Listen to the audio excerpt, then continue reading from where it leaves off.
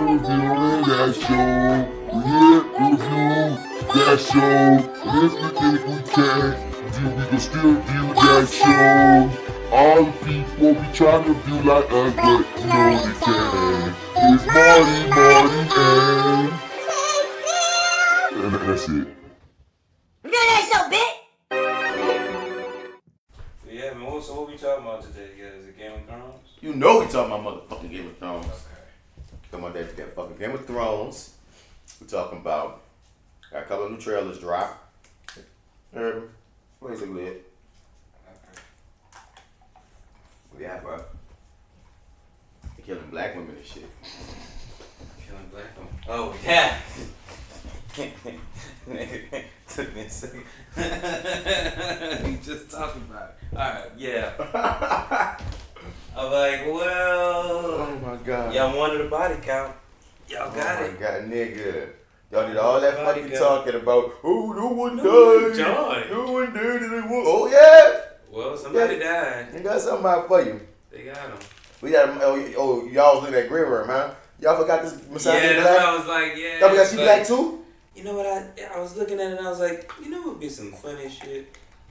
As if they played us the whole time. What if it's not Grey Worm? What if it was Missandei when they were sitting on the ship? And I was like, damn, that would be a twist, wouldn't it? Nah, they ain't gonna do that. Sure enough, they did two things I didn't think they were gonna do right then and there. They killed one of the dragons. Bruh.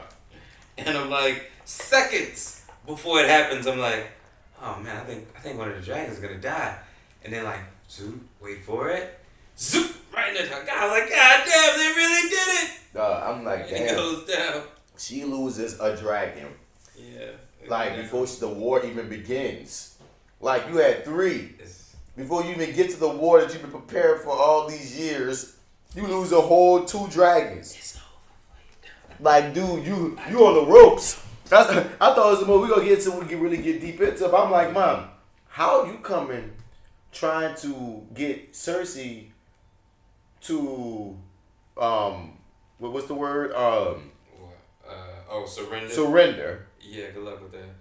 You walked up know, on. well, your man knows who you're dealing with. You lost 2 of your dragons. Yeah. You walked up on her high ass castle. She got dragon killing ass weapons. She got niggas up here all primed and ready to motherfucking go. Mm-hmm. What reason would she have to surrender? She has the mountain by her side. She got your best friend. Right. I'm like, Danny, you ain't even old school Danny. You don't got a knight by your side. You ain't got a fucking, you ain't got your best friend by your side. You ain't got a trained assassin by your side. You ain't got your royal cuck by your side. Nigga, they got niggas that you ain't got by your side. No, you ain't got 3 dragons no more, nigga. It's weird when you, well, it's not weird. It's funny when you think back on all the motherfuckers she had on her side at one point in life and how they just sort of slowly just went off. It's like, man, no, just all kind of lost a couple people along the way. All kind of shit happened. Yeah. You heard me? Yeah, they went through life. And then you got to also throw in Jon kind of fucked up her life on the slick because, you know, even though they saved the world, she would have made that detour. Before we even get into any of the birthright shit, before we even get to any of that, Okay. her main plan was, okay, I'm going to roll up on Cersei. Yeah. And then Jon came around and was like, wait, hold up. We got the dead to deal with. Yeah. And in that, she lost a dragon. She lost her royal cuck. And then Ser Jorah, the cucker from House of Friendzone. Yeah. It took me a second, but I remember him now. Well, he died the best way any cuck could. Yeah, just the way they always want to go out. You hear me? So it's like, dude, like she, it's just hilarious to me. I lost my thought. I was about to say, lost my thought. Jon ruined her life. I mean, she was about to just go roll up on Cersei. Mm-hmm. She had 3 dragons. She had a squad. It was gonna go down. Then Jon, even though it was a necessary detour. Yeah, it was inevitable. He's going to deal with a woman way or the other. Right, but like, dude, the trajectory of made things differently. This detour even made you start doubting yourself. Later, you going mad, literally right now in our faces. Well, so here's the thing: how you got to binge this bad boy. Yeah. Oh yeah. You got to binge this bad boy, right? So, how do you feel now? We're a couple weeks in, but like, how you feel now having a week to week this bad boy with the rest of us. Like it's bullshit. It's some absolute bullshit. Like a peasant, you gotta watch him. It's some bullshit. Week to week. I don't like it. I don't like it at all. I don't appreciate it. No, it's not. I'm not feeling it. And then you gotta deal with all these people who see. One thing I loved about binging this show was it's just me and my opinions and what I like. You hear me? From week to week, now you hop on Facebook and you got everybody wanting to be a social media freaking reviewer, critic. You got all these damn think pieces coming out. Oh man, this is why this is wrong. This is why that is wrong. This is why this is bad. It's like, oh my God, can we just watch the freaking show? If you if you don't like it, then don't watch it. If you got these problems, then don't watch it. You bothering me, man. Having to it's like, come on, son. Like when it's just you just watching. Like I binged all the Supernatural, remember? Yeah. And I didn't care about nothing else. I'm just binging. Like sometimes it's just fun to just be on the road, get immersed in a story, and just let that be on your own terms. It's taken away from being on my own terms, going week to week. Yeah. To a degree, as far as because you got that whole week to think and mull and debate. When I just rather just go. And you also run the risk of getting sort of spoiled with a show like this. But I don't know, and I'm not even a social media person, but there's no way I could do that. But not even I'm not even just saying just social media. Also take in, what's your angle before I even cut you off? Oh no, I was just like, there's no way I could wait. What you mean wait? Because I'm not in real danger of getting spoiled. Oh, But even still, I can't wait. Yep. There's no way in hell. But I'm also talking about the issues of like everybody just is a writer, like these think pieces and these things like, oh my God, yo. Who knew? But yeah, son. But we're gonna come back. From second period is writing think pieces about Game of Thrones. Apparently, dog. Oh shit, he's insightful, this nigga. And not even the wannabe writers who do exist, but I mean the actual ones, dog. Like you go to like a Shadow and Act or Blabbity or whatever these blog sites are, the different ones. They just always writing about one title had me joked out for colored girls when a dragon wasn't enough. Or some shit talking about Missandei's death and about the mistreatment of black people in Game of Thrones and shit. And I'm like, I've been, first and foremost, almost, episode 4. We're almost, 10 years damn near? Like, when the show came out, like 8 years ago? 9 years ago? Yeah, I'd say 8.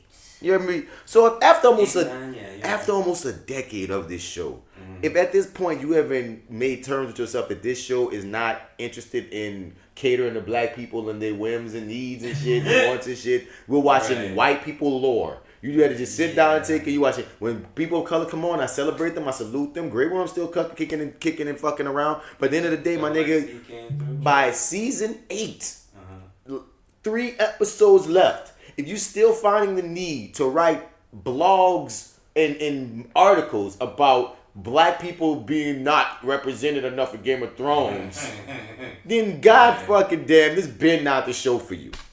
Yeah. I'm sorry. It's really too late to start that up though now. I mean, come on. It's really, it's nice because the whole world is watching. So now I don't know. Yeah. For colored girls like Missandei, when a dragon wasn't enough. Oh wow. And I'm like, God, it was these dramatic titles and shit. Yep.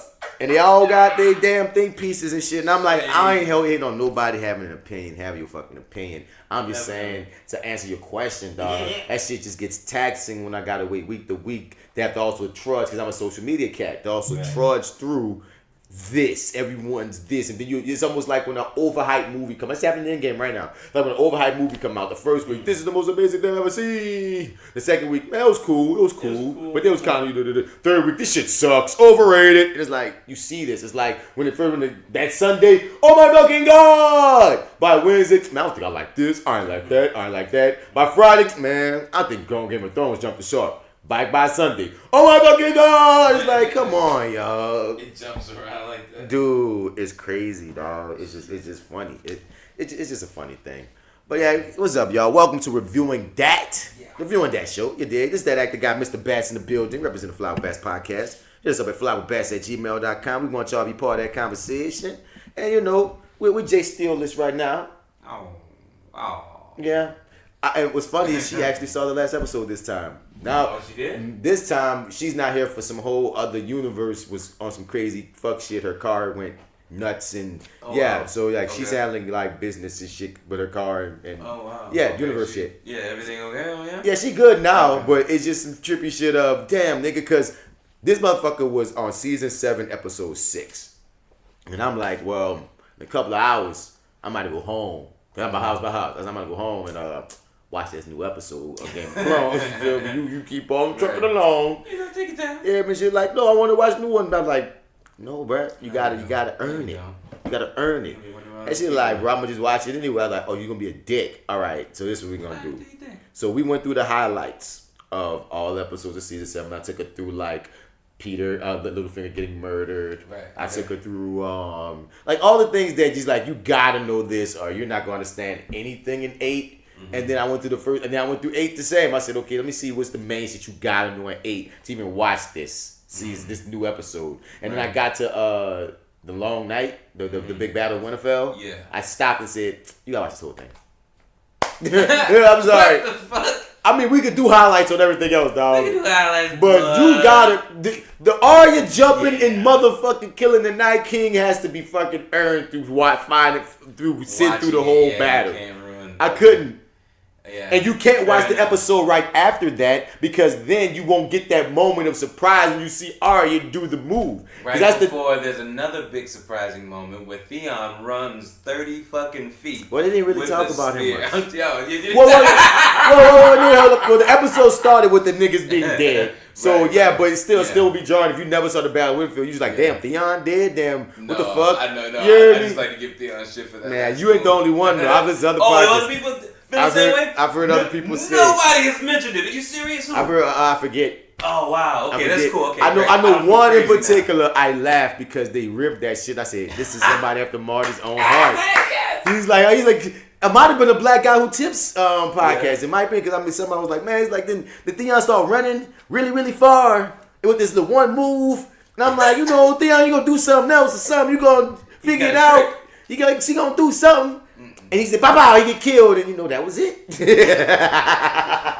It's just a human sacrifice. That's all the fuck that was. Stalling for Arya. Yeah. Stalling for Arya, son. I would have ran in slow motion. You heard me? And dog. But welcome to the show, guys. So of course, as you know, we can't help but talk about Game of Thrones. That's right. We're gonna be talking about Game of Thrones. That's gonna be the main deal. Exactly. But before then, did you even say who the fuck you were? Nah, this is. We keep talking this shit. Yeah, my bad. Yeah, that's right. We do the intro. This is your favorite host, Marty, Marty Edwards 504 on Instagram, Twitter, and Snap at the chat. Also go to lowrainpictures.com, click on the Your30 tab where I co-host the show there with, what's his name? The nigga just left. Black Actopedia. The Arrogant Observer. Your30 with Marty and the Arrogant Observer. Man. Check it out. Yeah, man, I had a whole Your30 day so far, dog. And Marty just interviewed Lance Nichols, elder statesman in the New Orleans and elsewhere, acting community. Oh, cool. Y'all did that? I thought y'all were doing it tomorrow. Yeah, we did that today. We did Mark Caesar yesterday. We're doing Tanyelle waivers tomorrow. Oh, okay. Because I mean, we haven't done. You just put them in the chamber now, huh? I mean, look, dog, we went a while. It's been a minute since our last one, So I was like, all right, let me just get some people. Let me get some people. Let's let them know, okay, I'm still doing this shit. We're reviewing shit. We're talking about politics and shit, but we also still, talking about this acting shit. We're still here. We still over here in our corner over here. Right, he was chilling in the building too. It was cool. Oh yeah. But y'all. So cool. So first and foremost, dog, we gotta get on this fucking Cloak and Dagger. Oh yeah, okay. You reminded me of that, and I'm like, what the interesting thing is? You mentioned that or texted to me, and I was like, yeah, okay, cool. Gotta get back on that. And I went to Hulu, of course, because she's my nightly thing, and that's your girl. And the shit popped up. It was like, God damn it! I swear they're listening. These Mac products are listening. They are, because that was like one of the first things that popped up, and I was like, okay, cool. Let me just put that. Yeah, they are, right. So let me put that in my forefront of stuff to watch. But I still clicked on My Hero Academia. Good, because season 3, dub version is dropped. Or dub, what is dub? Dub is when it's English words. Yeah, dub version. It's finally on Hulu now. Yeah, it's finally on Hulu now. It came, so I looked, because at work, I saw the DVD that came out, or the Blu-ray. Yeah. So I was like, okay, well, let me see if it's on Hulu, and then let me just try to track how long it's going to take to get there from when the Blu-ray comes out. And apparently they must have dropped either at the same time or close to the same time, because it was available as soon as the Blu-ray dropped. Where are you? Now? Yeah. Oh, I finished it. You finished? Remember? You finished the sub. I finished the. No. You sent remember we found like a place. We did. Yeah. I watched it there. I finished it all. So there. you already finished it. Yeah, I'm just rewatching it. It. Yeah, because I need my fix. Yeah. So I mean, did we ever word the big battle of All Might's last battle? I don't think we ever even talked. I don't think you got there when we were talking. I don't think the one that cost him his powers. Yeah. With what is it? One for all. One for all. Yeah. Yeah. Epic. Very epic. Epic. It was one of those moments where I was kind of like, oh wow, this is, because if this goes where I think it's gonna go, I mean, if they're really gonna go full Monty, he's gonna have to show. He's gonna murder. He's got to show who he is. Yep. Like there's no hiding it at this point. The world is watching. Yep. Everybody. And they had some balls and said, no, we're gonna fucking do it. Dude. And I thought it was amazing, man. Dude. And the whole, so I'm watching it now, and it's kind of, I don't know, it feels somewhat different from the first time I watched it. So it's like it's actually holding my attention, and we get to that forest battle relatively earlier than I thought we did. I thought it would take a couple episodes, but that whole, like, them going to the camp out in the forest and dealing with the pussycat, whoever the hell they were, funky bunch. Yeah. And they got fucked up. They did get fucked up. They got fucked up, yo. Each season, it gets more and more dangerous for them. And people that read the manga tell me it gets even more darker. Like, we just strapping up for some shit. So I kind of, like, how far is the manga in terms of where they are and what's released, what's out? I don't read the manga. I just have friends that just, like, say little things from time to time. I'm like, don't spoil it for me, because they want me to read the manga. But I like watching it in animated form. I like watching it too. But I can't, but, like, when I get to the end, then I'm kind of like, oh, I need my fix. Well, going. The manga, like, that might be able to pick that up, you know? It will, because the manga is, from what I know, where they're picking up for season 4, is it still have more manga left. Like, you know what I mean? Like, like if you start getting into the manga, you might be spoiling yourself for 2 seasons. That's how far they are. Yeah, because their cutoff point, from what I was seeing, a friend of mine was saying, from what their rumored cutoff point is for season 4, they beyond that reading. So yeah. Right. And then there's the thing, they also dropped the Vigilantes manga that might get turned into a freaking anime as well. And I'm very curious in that, because, you know, your boy, the non-power villains, like your boy, the one who was killing the heroes and shit. Hero killer? Yeah, hero killer. Cat's power? What's his power? Oh yeah, he can cut off your blood. Yeah, he can lick your blood, and you just paralyzed. You can't do nothing. Yeah. But damn, for some reason my memory got screwed up. But the point I still was making was, I think it's gonna be even more interesting of a show to watch the non-powered heroes and that world and what they deal with. Because I love the fantastical of, you know, All Might and all the superpower people, of course. But they had a spin-off manga that they started, and it's hoping to get picked up in the cartoon form of non-powered, the Batman, the Green Arrow type. So it's in the same world. Mm-hmm.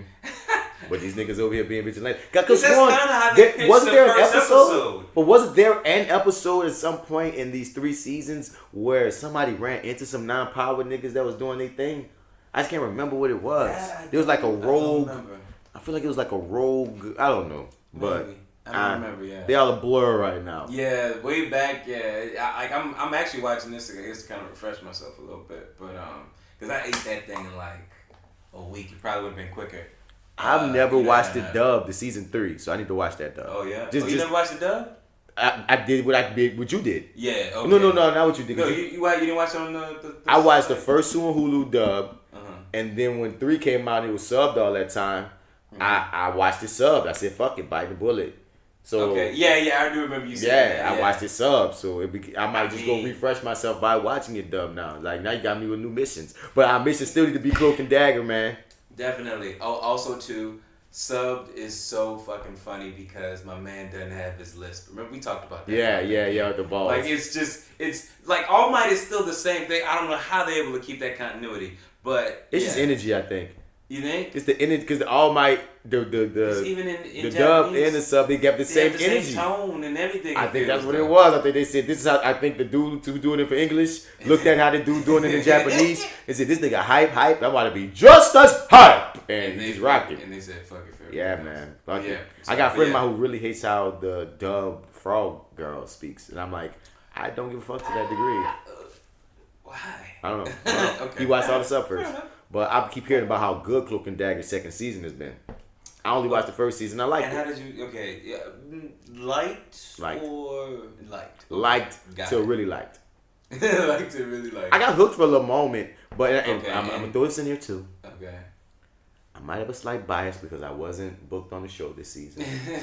Okay, you up for some couple things? I mean, I auditioned one little role. I didn't. I auditioned for nothing major. And from what I'm seeing is they didn't seem to have open roles in my type that they were at least giving Southern actors a shot at. Because I know other people that's been on the show, but none of them is nothing I would have even contended for. Like, you know what I mean? They wouldn't even thought of auditioning me for. But it's like it's a show. I'm trying to get on superhero shows, and that's a superhero show that's shooting in New Orleans. Yeah. So it's like one of those things of like, yo, favorite genre, I'm an actor here. What's that? So it's like I think a piece of me has had a certain hesitation to watch season 2 out of that minor fucking, pettiness. Right. I got you. But when I started hearing it's been a good season, and I'm like, I did enjoy the first season. It wasn't nothing I was so in love with, but I more than liked it. You know what I mean? It's just, I don't know. It was an odd show, but I dug it.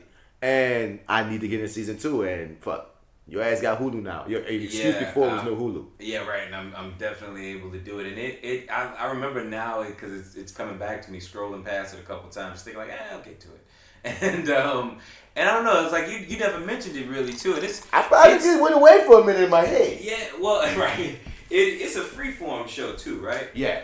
Now, I kind of vaguely remember watching maybe the first 2 episodes over here. Yeah, we watched once. I think we kept at least the first one. At least the first one, right. And I thought it was okay. I was intrigued. I would have stuck with it. It got better episode to episode. Did it? Yep. Okay. It got better, and once it got his groove, because I often say, you gotta give a nigga a few episodes. Yeah. Not even just pilot. Rhythm, you gotta exactly. Yeah.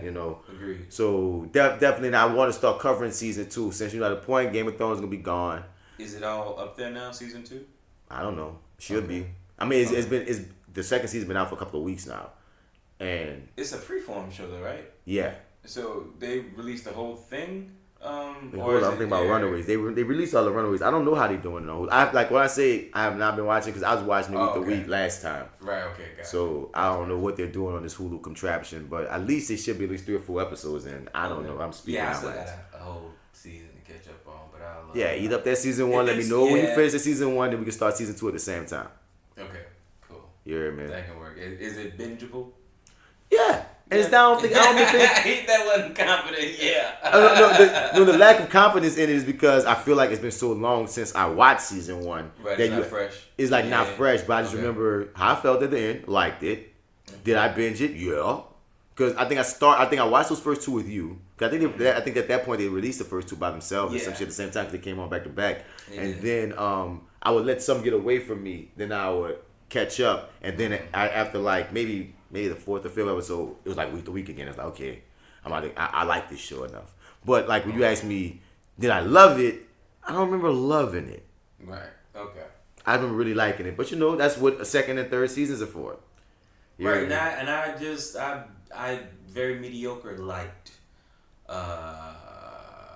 Runaway season 1.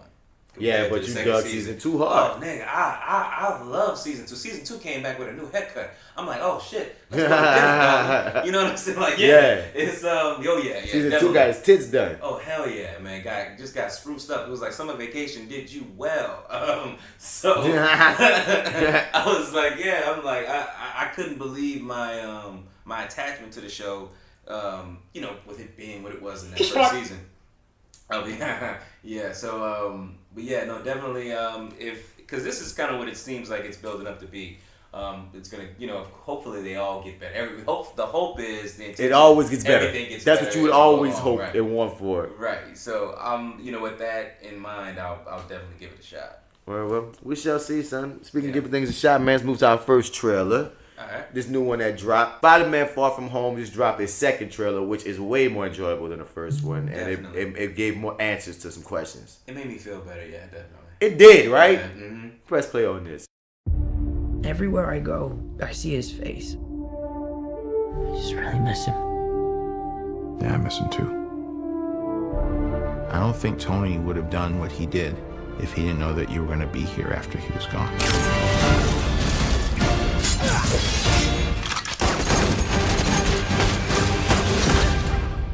You gonna be the next Iron Man now? Well, no, I don't have time. I'm too busy doing your jobs. What? I'm kidding. Look, keep up the good work. Because I am going on vacation. Heads up, Nick Fury's calling you. I don't really want to talk to Nick Answer Fury. the phone. Why? Because if you don't talk to him, then I have to talk to him. I don't want to talk to him. You sent Nick Fury to voicemail? I gotta go. You do not ghost Nick Fury. What up, dorks? What's up? We're just talking about the trip. I'm here in St. Marco Polo. Oh, I think MJ really likes me. That reminds me when I first fell in love. You're a very difficult person to contact, Spider-Man. This is Mr. Beck. We could have used someone like you on my world. Your world? Beck is from Earth, just not ours. The snap to our hole in our dimension. You're saying there's a multiverse? We have a job to do, and you're coming with us. There's gotta be someone else you can use. What about Thor? Off-world. Captain Marvel? Unavailable. But I'm just a friendly neighborhood Spider-Man. Bitch, please, you've been to space. What do you want, Peter? I want to go back on my trip with the girl who I really like and tell her how I feel. MJ, I am Spider-Man. No, of course I'm not. I mean, it's kind of obvious. You're right, you may not be ready, but this is my responsibility. Saving the world requires sacrifice. Sometimes people die. Oh my God. I just always feel like I'm putting my friends in danger. The world needs the next Iron Man. You going to step up or not?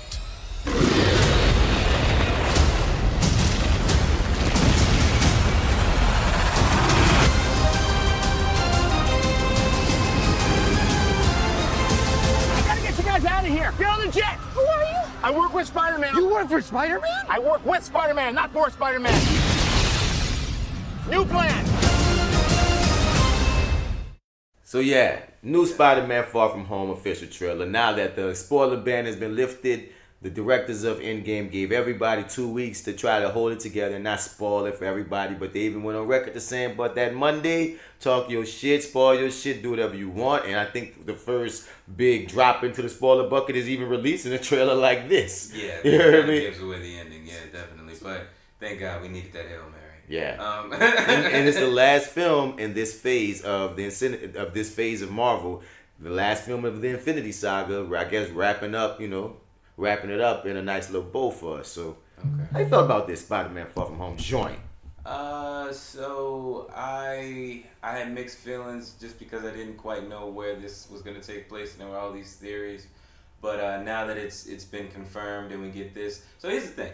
I'm super excited. Was mediocre excited. Now I'm like, okay, yeah, I'm definitely on board, because after Avengers Endgame, I started thinking, well, out of who's left, who would get me to the theater besides Black Panther? We may have even talked about this, but besides Black Panther, I'm not really rushing to the theater to see. Guardians to get you to the theater. Probably. Yeah, and another Thor, probably. which is like saying Guardians right now, but Thor / this Guardians. version of Thor. That would get you to the theaters. Like, Doctor Strange is gonna have to really have a strong trailer to get me excited, because I liked Doctor Strange. I did not love that film. I like him more in these other people's movies than his own movie, and that's why I guess we're gonna give him that. Same way. That's probably gonna give him that credibility now for his next movie that he earned from these previous. Hopefully, I miss Tony too.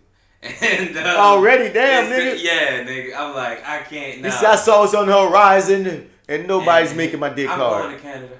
I was just, yeah. But this kind of got me excited again. It's like, you know what? Don't forget, man. Marvel. Even though you're not excited about their movies, once you see them, or even in the experience. Who isn't excited about Marvel movies? That's a weird statement to even hear you say. I don't know. Even if you're not as excited in this one as the last one, there's usually a general excitement about Marvel films when they're coming. Really? Like, remember, like Guardians of the Galaxy? No, that's Before introducing him. But think about this.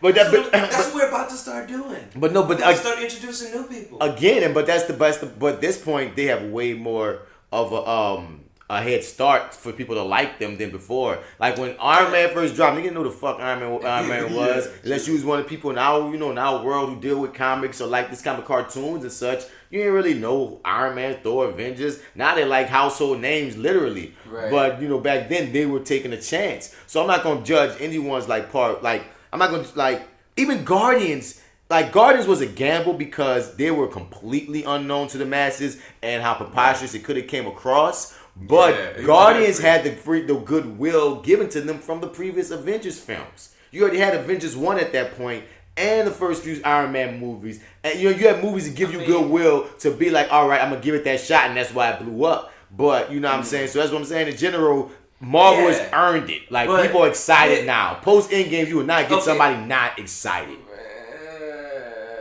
Post Avengers 1 set a standard. Okay, so Avengers 1 was so amazing that it fucked up the DC film universe that they felt like they had to hurry up and follow it. Yeah, very true. And they still haven't caught up yet. But you know what? I feel like just in terms of I guess I mean wait, what? I'm gonna leave my DC. No. We have 3 hits. We have 3 hits right now. We have 3 hits. We have yes, 3 hits. but we cannot forget the Dark Ages. Yes, we pulling out. Get the Dark Ages. Well, y'all niggas would have been better just drawing on walls. Like, God. God damn, what were we doing? Bruh. What was the rush? You know what? Everything. But it's like... You said like, Eternals. What you talking about? Oh, right. Eternals, yeah. So nobody's really excited about that one except for like comic book fans. Like the general masses, even still knowing Marvel's track record, they're not excited. Everybody's waiting for the fucking Fantastic Four and X-Men.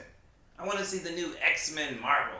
I'm like, And that's the thing. You're not going to get any characters you know. But not any ones you've seen. They're not gonna go with anybody they've already Yes, they will. I mean, maybe the main ones. We're not gonna get. It's not gonna be those same folks. I believe, not the same actors. I believe. Yeah, of course, right. I believe that Marvel, when they do their X-Men project, they're gonna go straight original X-Men 5 that we've never seen on film together in that manner. I think they're gonna try. Which are the original 5? That's Iceman. That's Beast.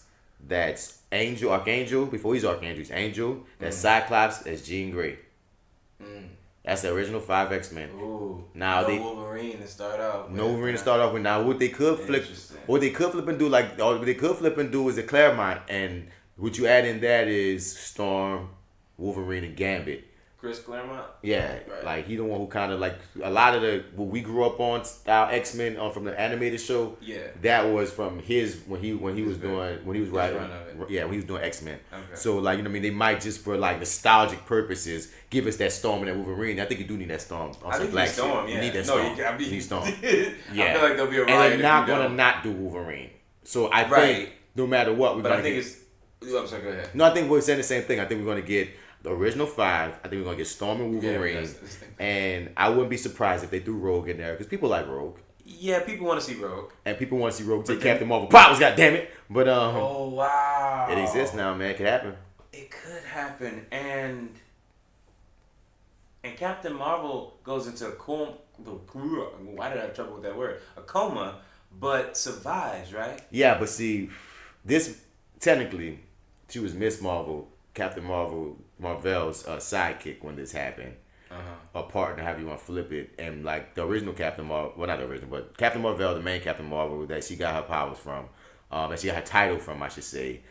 He had like decades long run in the game. I remember at one point he was one of the most popular comic book characters. I learned that, and I was like, wow, he's one of the most popular, and he don't have that same impact now. This is how like Shazam. I want to talk about some Shazam in a minute too, but even Shazam was like the #1 selling comic even over Superman when it first dropped. Like crazy shit. But then all this litigation and politics between DC suing the company it fucked up their momentum, and then they want to buy them out, and the rest is history. Superman's #1. But so it's interesting Bastards. how so I don't foresee right? Boy, that's their dark. That's the Middle Ages of the comics realms, nigga. So I don't foresee her putting Captain Marvel in a coma. But if they ever do, because they are talking far in the future, like one of the goals, like the goal is to get to Avengers and the goal is to get to Thanos. One of the goals now that they're talking about in like years from now is to get to X-Men versus Avengers. So I can imagine if you establish, you have to take some time to establish the X-Men universe, which I know Marvel would be smart enough to do. Yeah. At least 3 movies of them, 2.5 or something. 2 in a crossover. Versus the Avengers. You know what I mean? 2 in a Spidey cameo or something. You know what I mean? Yeah. Okay. And then you get to X-Men versus Avengers. I think somewhere in that film, Rogue, whether she comes in the first or the second or the third movie, you have a Rogue after 3 movies. Mm-hmm. She gonna touch that ass. Yeah, Captain Marvel. I don't think she'll put in a coma.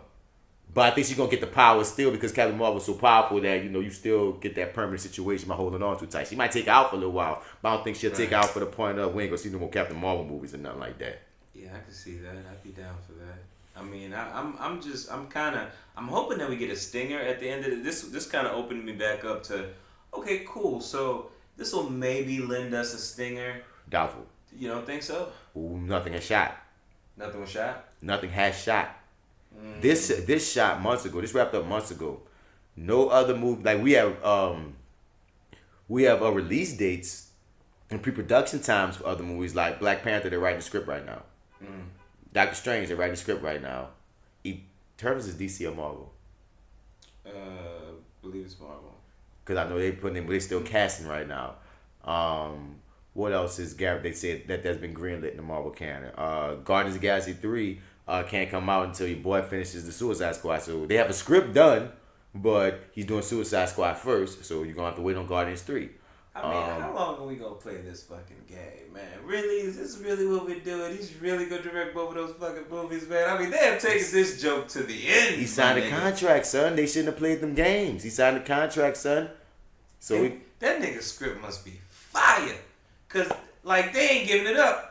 They ain't like. I mean, don't get me wrong. He knows their voice. He created it. Right. I mean, well, they're on the movie screen version. for the movie version. Yeah, right? yeah. So I mean, yeah. Who else would know it better? But shit. They don't want to fuck up their money, dog. They don't want to fuck up their money, so we about to get some interesting stuff. But I'm still trying to say in the Marvel world, Captain Marvel 2, I don't like anything that's to come ain't shot shit. Usually you'll get a teaser. Yeah, but like unless you mean a teaser for what's coming next in the Spidey world. Maybe. Okay. You heard me? But okay, so when I feel like there's not a public plan, but there's a ground, Monty, and there's a ground. I feel like there's a plan here, and even because remember at the end of Iron Man 2. When it was like official, we're kind of moving forward with all of this stuff. Yeah. And like there wasn't anything shot of Thor, but at the end, like we got his hammer. You know what I mean? That was a shot from the film. Remember? Nah, that wasn't in the film. Wasn't the hammer like stuck in the thing? Mm-hmm. But it was the hammer was just stuck in the ground. And Coulson walks up and is like, "Yeah, I'm here." That's from the movie. That's not from the movie, son. That's because they built up to the movie. I'm telling you, it's from the movie. It's not from the movie. Man, we about to get to the bottom of this, but keep going, son. But yeah, they wound up putting that in the movie, son. Some of these films are already in pre-production. Then there's maybe. There's in post-production. I say there's no films right now in post-production in Marvel. So once again, if we get a stinger, it's gonna be a stinger for what's gonna happen next in Spider-Man. I mean, but I think they about to start focusing more on their own franchises and such because according to the Kevin Feige, he said we don't have any future plans for like team up movies. Like I heard that. He might be lying, but you can typically trust him. I feel like what they're about to do is what you just said. They're about to reestablish our new big heroes in these next phases. They're about to establish the X-Men at some point. Don't want them. But no, man, people, I'm sorry. You don't want, but I say people want. They all have audiences. You know what I'm saying? Yeah. So I think they got to. nothing against Anthony Mackie. I think we got to build back up into having a reason for the Stingers to lead somewhere. If we're talking about the joint Marvel, but again, they might already know who Spidey's next villain gonna be. Shit like that, they might throw at the end. We'll see. Yeah, we'll see. Or just maybe bonus scenes. But how you felt about the trailer? Oh, I super love the trailer, man. I had a nerdgasm when he said, "There's a multiverse." Boy, and I feel like that's gonna be the direct way they're gonna do the X-Men. I feel like that's That's what I they said it toward a dimension in our, a hole in our dimension. So I feel like the X-Men gonna be established in their world, and they're gonna let that build in its own shit. And at some point, they're gonna have a crisis. There's a plan, man. I'm telling you, somebody's got something up their sleeve. Oh. But maybe we won't see. As soon as they say multiverse, dog, I was like, that's how the X-Men gonna get brought in, and it might be how they gonna have Spider-Man even crossover with Venom at some point. That's already established because still Sony owns those rights. Right. They're doing a joint venture with Marvel, but Sony still owns those rights. So if they decide to make an executive decision, be like, we want this little nigga in our universe too, and he gotta take some little thing like the Spider-Verse, but live action and go into. To team up with Tom Hardy in his world, and they might just damn near do that. We don't know. Oh wow. Okay. That's some grand plans there, sir. I'm just saying once they open the door for a multiverse, they've opened another door. They've taken the general, because when you think about it, dog, Marvel movies have turned general audiences into nerds. Yeah. They even now have been trained to stay after credits for little tidbits. They knew all the crossover and shit. There's been so many new nerds sprung over just being raised in the Marvel movie dominant era and superhero genre era that, you know what I mean, things that people thought would be so impossible for the general audience to understand, so we're not even going to go that meta or that deep with it, are now things that you could just be like, yeah, this is what it is. You going to ride with us? Oh, you going to ride with us. Like a talking raccoon. Thank you. Let's go. General pop culture. You hear me? So now we have the multiverse in the films. Right. It's a huge step in the direction I want them to go in. It's just, I don't know. I guess I'm used to the churning out of these movies, and it's like it's weird to not. I guess they have dates and stuff. Everything. You're spoiled, right? Huh? You're spoiled. Yeah, I'm very spoiled. They have dates with Doctor Strange. They have dates for Black Panther. They have dates. Tentative date for Guardians of the Galaxy 3, and that's all I know of. Okay. Well, also too. Because back to the trailer, I'm sorry. I loved. Bitch, you been to space. Wait, that shit about this friendly neighborhood Spider-Man. And I was reading this article that really refreshed me about that Nick Fury and Spider-Man in the Ultimate Comics had a rival type relationship. Oh, really? So that's what they're carrying on to the big screen. How, like, you know, they don't really get along necessarily. And the creators have said that Tony was his dad. Mm-hmm. Well, here comes a mean new stepdad. Oh wow! So it's gonna be interesting how they play off that. I like Nick Fury making his rounds in all the movies and stuff, and with Captain Marvel here, and now he's gonna show up here, and he was he was real good. I liked him also in what was the name of that movie? Winter Soldier. I think it's genius to throw him in. I didn't see this coming, but I think it's genius to throw him in the Spider-Man verse. It makes a lot of sense. Oh yeah, definitely.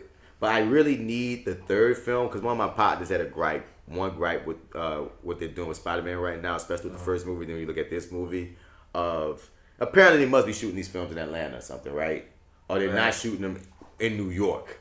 Right. And we have not gotten a New York Spider-Man film like he's all over New York the entire time being the friendly neighborhood Spider-Man. The first movie, they had like a nice portion of the movie on a field trip outside of New York. This movie, they're on a whole motherfucking vacation far from home. So it's like, we got to get a New York Spider-Man film by this third one, so that feels like he's the neighbor, where his neighborhood is. I'm not too sure what his neighborhood even looks like right now. Right, fair enough. I'll give you that. Excuse me. He felt a little Andrew Garfield-ish at the top of this trailer.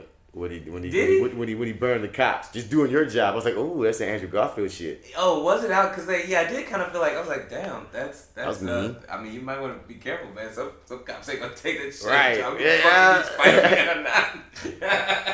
Right. Damn. I mean, like, oh, these must be your friends or some shit. I don't know. Anyway, But yeah, but like then he kind of, you know, I felt like, okay, I guess that makes it okay. He's like, yeah, because I'm going on vacation. Yeah, I mean, and it's like, okay, remember, he's a kid. He's a kid. And how many things have you said as a kid that you like, I kind of, yeah. Well, he's a junior now, come on. Yeah. And I do love the fact that they're following, you know, straight directly. Tony Stark, Iron Man has died. The world is feeling impacted by that. And, you know, he's feeling, this is, we didn't get Uncle Ben, but now we've gotten Uncle Ben in a different way through Uncle Tony. Like all the angst that you'll usually get from one of these origin films that they bypassed in the last one. They say, oh no, we're going to still give him some tragedy. Yeah. You know, his Uncle Tony died and we're going to rock that shit. And, you know, he's really trying to find himself and really trying to seemingly ignore it. Shout out to Jon Favreau for taking over the summer, you bastard. Boy, Jon Favreau getting that money right Just now. making his rounds. I'm like, and wait. What else did he direct this summer? He's Lion King. No, Lion King, right? He's Lion King. Aladdin is Scott. Guy Ritchie. Guy Ritchie's. Yeah. Favreau get it in. Yeah. Shouts out to you. Yeah. You're the man. But Jake Gyllenhaal, Mysterio. I would have maybe liked a little bit more mystery there, because I don't know. Before they were kind of making it seem like he was a enemy, and it's clear he's an ally now. No, that's a lie. He's not an ally. Dog, it's Mysterio. They're setting you up. That's the villain of the freaking thing. He's probably all them freaking monster things he's probably creating. Because the whole thing with Mysterio is, I think there was even a storyline like that in the comics where he tried to become like he was a hero, but he was really create these illusions for all of the things that he was saving or whatnot, because he just likes the fame and shit, the pomp and circumstance. Oh, okay. Well, yeah. I heard that he was an actual hero in the comics. So he's not. He just he presented himself as a hero. And he hustled that shit. And he's one of Spider-Man's villains. He's part of Sinister Six. Mysterio's a bad guy. Oh, okay. Yes, he's going to be a bad guy. This trailer is to get niggas that don't know nothing about him to think what you just thought. So when you're watching this movie, it's going to be some like, you know what I mean, swerve shit. But people who know, no, this is a Spider-Man villain. This is Mysterio. Right. Okay. You hear me?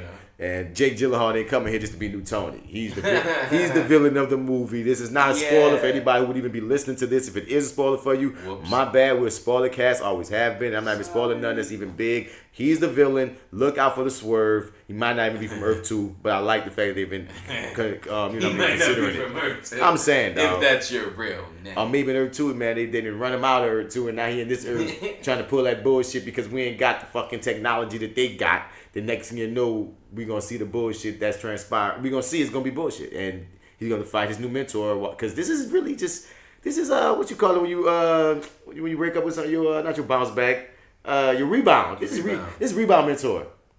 By the end of it, he's going to probably be down with Nick. But really, his relationship is going to be with Favreau, most likely. Yeah, I think Favreau is going to. It seems like Favreau is sliding in with Uncle Aunt May. Yeah, he's clapping them cheeks. So cool. I mean, he'll probably be around in a different capacity in some way or another. So yeah, it's interesting how you about to play that. All right, that'd man. Be a real stepdad. And why did they have? I understand it was funny for MJ to call him out on being Spider-Man in the trailer. I got why, but I felt like that's the same shit you leave in the movie. Unless it's gonna really play out way different than we expect in the movie. Yeah, because I kind of feel like they were building it. I was like, yeah, that would have been nice. You're right. That would have been nice to maybe I don't know, dude. Because I felt like they were building him and her relationship up to be what sort of Tony and Pepper Potts had, where they're sort of they can be honest with each other about everything. And maybe that's not what they're sort of building this up to be, because this is a long-term relationship, him and Mary Jane. So, but that's the thing. Her name is Michelle. Right, but right. So I don't know. Well, you think? You think? Bro, I wouldn't be surprised, son, if they murked this chick at some point. Bitch, you think? And I hope that Marvel would at least have the decency to their relationship just doesn't work out, and she moves somewhere else or what have you, and then he just meets Mary Jane somewhere else. But I'm just saying, dog, we're dealing with young Peter. They want the swerves with the MJ, but they made her Michelle. And I'm like, dog, so you going to really rob us of our on-screen Gwen Stacy and our on-screen actual Mary Jane? Or what? I don't know. We shall see. I dug the idea of her being MJ, but they're saying she's not MJ, which leads me to believe what I just said. Death or doomed relationship. We're watching the good parts. It's Winnie Cooper all over again, one of the year's fans. That That's no fun. Hey, we shall see, though. You know, Mr. Carter could be off the mark this time, man. But next trailer we got is the Watchmen trailer starring Regina King, man. I'm so in love with the damn movie. I mean, I'm so in love with the damn comic. I like the movie a great deal, but the comic was such a fucking classic, dog, that this TV series on HBO is apparently a sequel to the events of the film and the comic. So okay, that's what I was thinking. Yeah. That's what it looked like at least. We are no one. We are everyone. And we are invisible.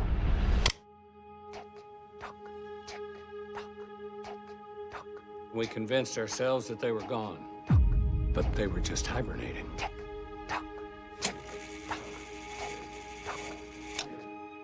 They came for everybody. Oh, please. Are we safe? I guess we have ourselves a reckoning.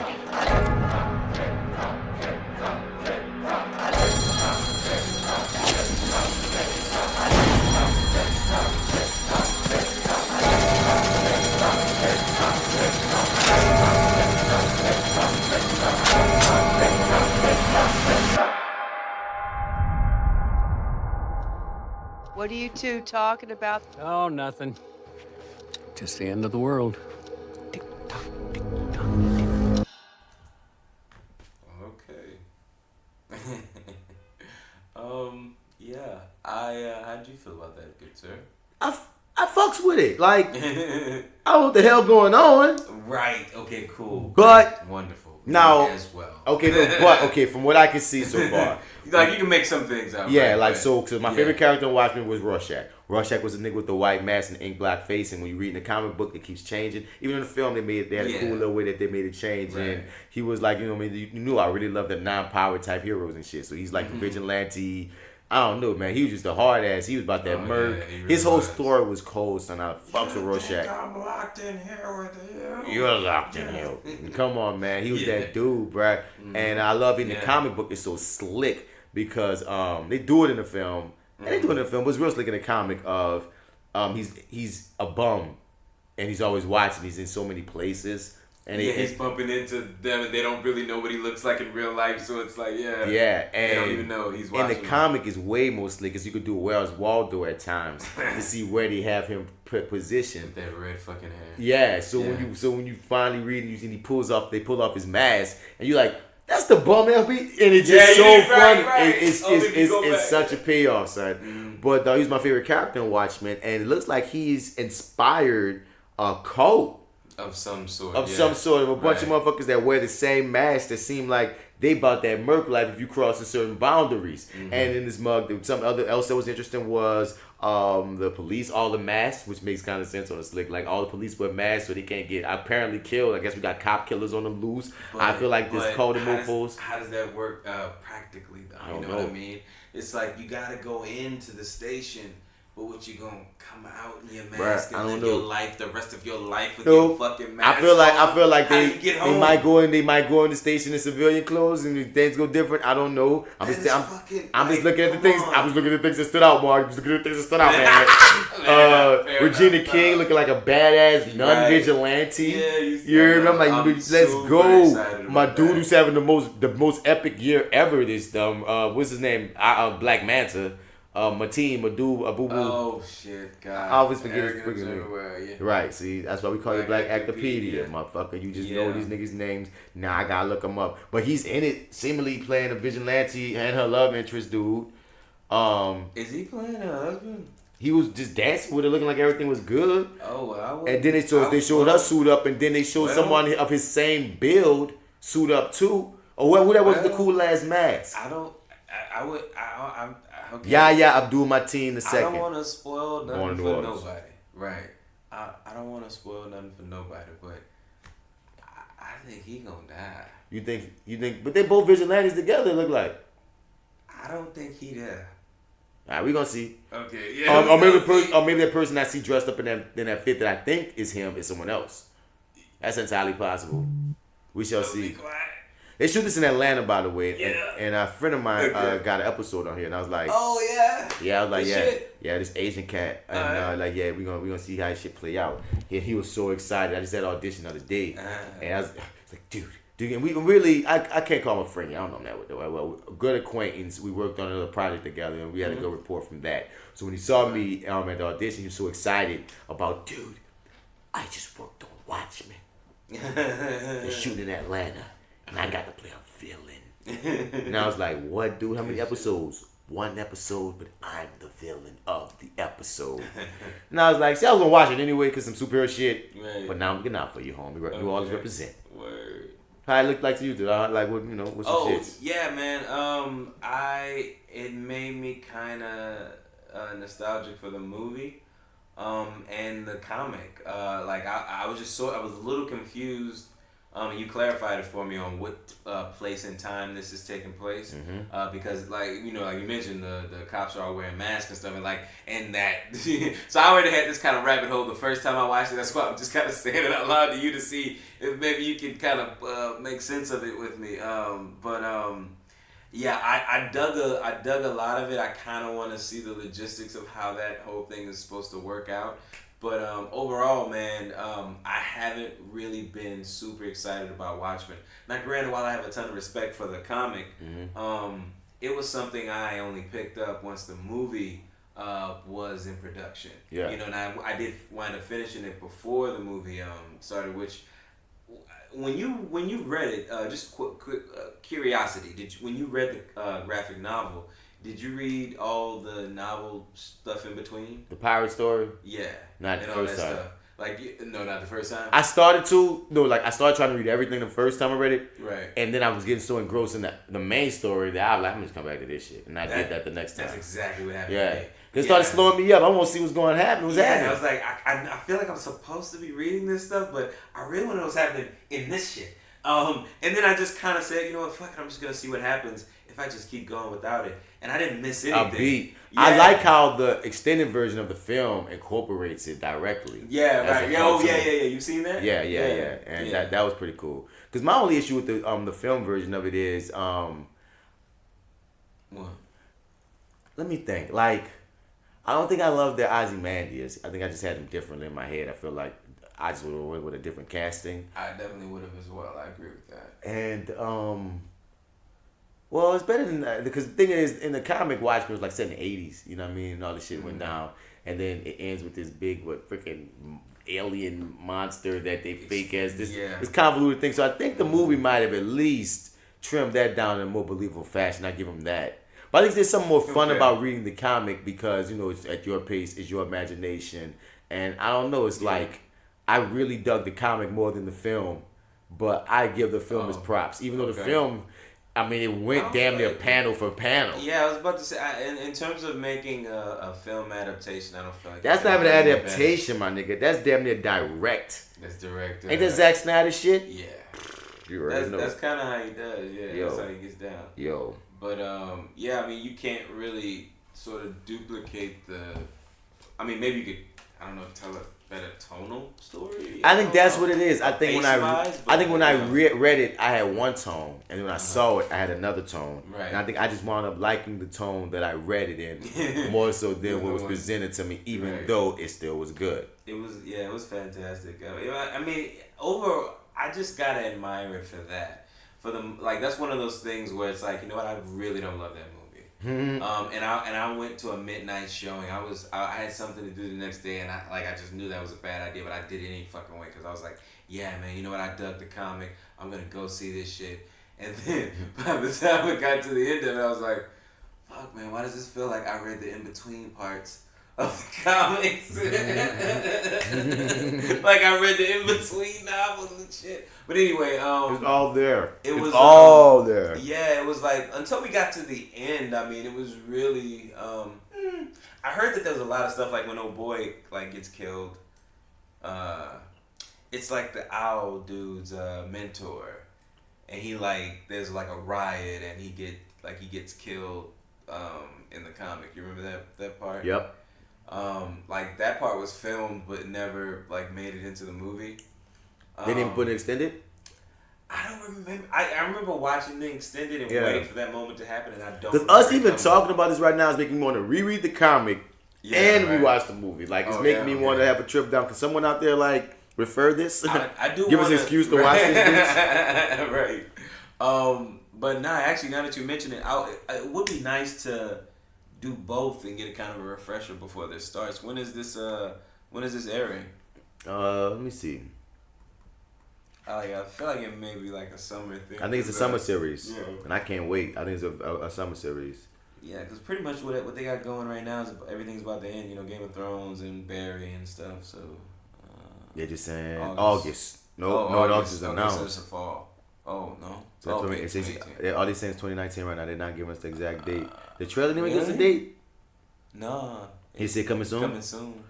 Well, whenever the fuck they feel, dog. All I know is they're shooting that mug in Atlanta, and I would love to get an audition for that. Right. Boy, I'm tracking all these superhero shows, dog. Word. Next up, bruh. Yeah, so Avengers, $2 billion. Yeah, they sunk the Titanic. Yeah, well, it was bound to happen. I mean, they go hit that number one spot though. Huh? You think they gonna hit that number one spot? Oh yeah, definitely. It seems almost like foregone conclusion at this point. Right. And I mean, I feel like people will see it a 15th time to make sure it makes it there. I feel like there's a portion of the population that wants to see that. I would rather see that than Avatar.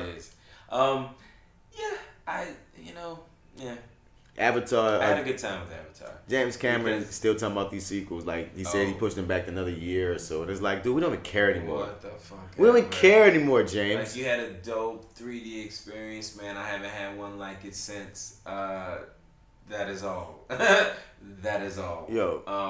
Like, my nigga, I have never ever been in a movie theater like, nigga, is it really fucking ash in the air? Bruh. Oh my God, is the fucking theater on fire? It's like it was fantastic. But Avatar 2 and 3 is the detox of goddamn films. Remember how long it's the Matrix Reloaded. Son, you know how long we waited? I'm not even saying it like that, dog. Dre announced Detox for over a decade before he finally dropped the album that I think he wound up renaming it. It wasn't even called Detox by the time the album dropped.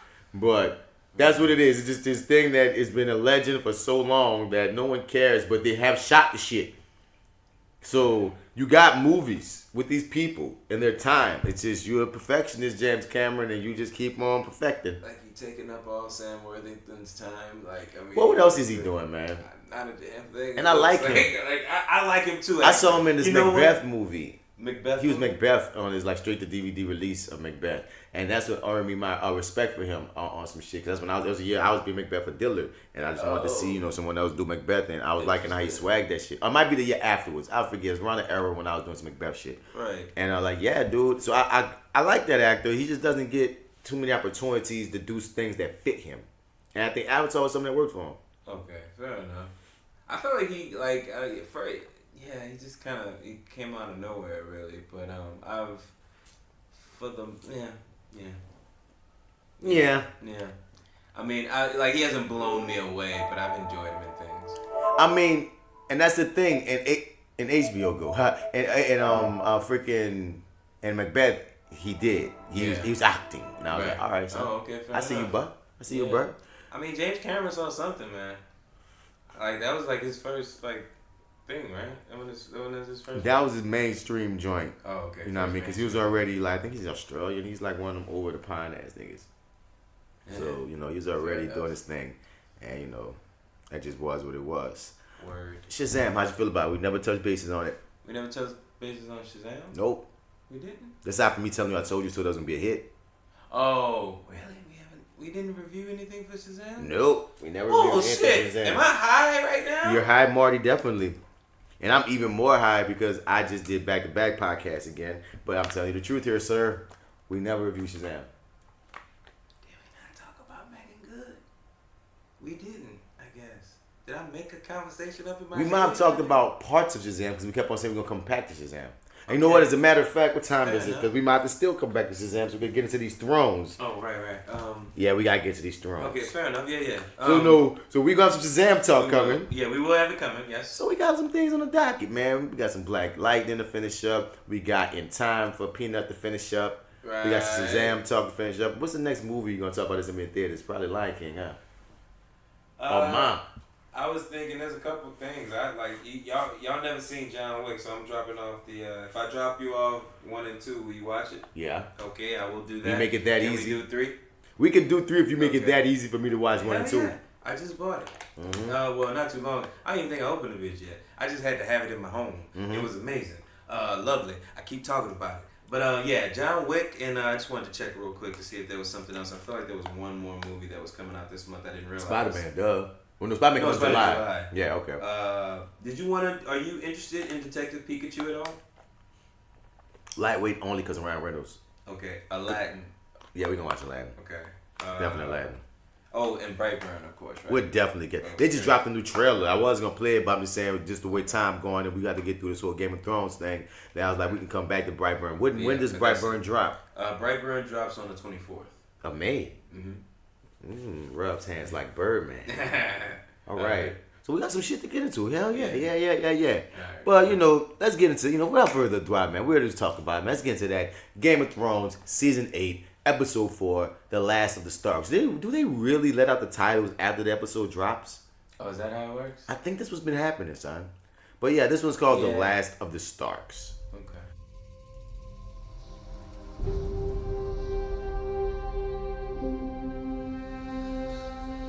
You have to protect him.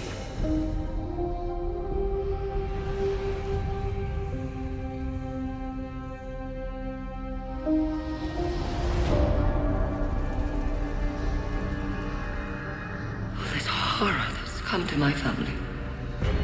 It's all because I couldn't love a motherless child. You are a Stark. You might not have my name.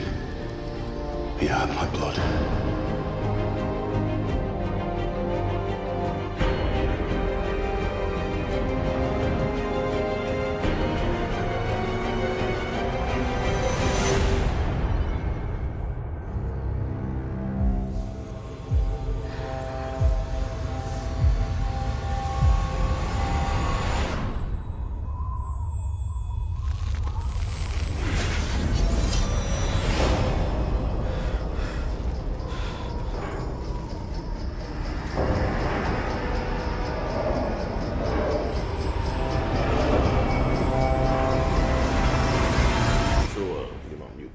But yeah, initial reactions, man. We had a few, but what you was feeling about this album? Oh, me? I don't really know how to feel about these anymore, man. It's weird. It's weird because you feel like from the very beginning there's gonna be this huge battle, and it's gonna involve the Night King, and then Arya kind of comes in like a badass with the God mode cheat code. And takes him out, and it's like now we're taking a breath for a second, and then we're jumping right back into the game. And then when we do, I don't know. Overall, I dug it. I dug it a lot. I can't call it a God mode cheat code for the mere fact of what did she really do? Pure skill. What did she really do? What did she really do? She ran up and she jumped at him, and she did the move I think we talked about this last time. If she would have fought him hand to hand and she would have won, then I'd have been like, fucking epic. I would have been, what the fuck? How the hell she could fight this nigga 1-on-1? Man, he sneezed at Theon and that nigga broke in 3. So it was like, son, he got powers, dog. You're really not giving Theon? I'm just saying he got powers. Who ran? He got with powers. A spear? I'm saying the nigga, from 30 feet my away. nigga can throw a spear far enough to take on a dragon. True. I don't see little Arya fighting this super strength having nigga fucking head up from what I've learned. To me, Arya's a ninja. Right. Yeah. She operates in stealth. They established the whole stealth scene for her to show us how she operates in stealth. So to me, that wasn't God cheat mode. They showed us what she did. You know what I mean? She whipped past them. She snuck back, and she got, even at the top of that episode, Jon looking at a tree, and he looked behind him. He's like, how'd you sneak up on me? You know what I mean? They've established she's the sneaky one. So all she did was sneak and jump. And that nigga caught her. Not like she even got the move. He caught her stupid looking at her. And then she, by pure luck and skill, because she's been working on that move. Yeah. But it's not a super skill. I mean, it's a skill that we've already established she got. I won't call it God mode in that angle, dog. Okay. All right. Just for that. If she would have whooped that ass, if she would have been like, get your fucking hands off me, God King. Take this Spartan kick, I'm Arya. Then I'd be like, hold up, dog. Ain't nothing, wait. You didn't prepare me for this. Alright, so can we downgrade it from God mode to just badass? She's definitely a badass. Okay. She's definitely a badass. She's definitely a badass. Alright, we'll allow it. We'll allow it. But I think the thing about it is the supernatural. I think some people are getting messed up by this. Mm-hmm. The supernatural is the metaphor for the human story. And that's what I always say how The Walking Dead is supposedly, that's what that really is too, that the zombies are there and everything, but it's the human stories that are the foundation of that show. I think that's what they're trying to do here, because even the writer said that about how, like, yes, the big battle with the Night King is important, but everything about the Game of Thrones, in the title even, is the Game of Thrones. Mm-hmm. It was going to have to end with the battle with Cersei and Dany. I mean, that just is what it is. And I think this episode was a come down from the last episode to set us up for the craziness about to come in the next episode, as well as reestablishing that, one, Cersei's the big bad of this show. Cersei's the big bad. Oh, yeah. Like, after we see them, that's why I was like, after what happened at the end of this episode, I was like, man, that's unfortunate. I hate it, but it made so much sense. They had to remind us as an audience, she's the pure main evil, as well as they had to establish more than the politics to be an issue between Cersei and Dany. Because technically, why are they beefing aside from the politics? They just both want the same thing. She don't agree. They don't agree with each other politics. She don't agree with how Cersei do her shit. But at the end of the day, you murk my best friend. Oh, nah, it's personal. And that's what this episode was for to me. And a bunch of other things they set up. So that's why I really enjoyed the episode. It's one of the more quieter episodes, but with reason. Ton of interesting moments. I'm not as upset as the internet was about most of them, but exactly. Ton of I guess that's the other thing. That's kind of I guess what I enjoy. That's what I'm talking about watching it week to week. I don't got the damn internet to piss me off about how they feel. Right. Yeah. About some shit they're addicted to watching and can't stop talking about. They hate so much. Yeah, nobody's nobody. Yeah. Yeah. But yeah, nobody. I don't know, man. It's like I feel like this show has been what it is for a while now. So it's I don't know, man. It is what it is. I enjoy it. And I don't know. Sometimes I feel like I'm in the minority. No, a lot of people are enjoying it, man. It's breaking records and shit, dog. The last one was the highest freaking watched ever. Oftentimes people just like to be the contrarians and such, and that's just what bothers me. It's like, dog, like if everybody likes something, then there's gonna be this group of other people that have to find holes and problems and shit just so they can stand out as to be, well, I'm actually better and smarter than you because this is why this is a problem. It's like, yo, can we just enjoy shit?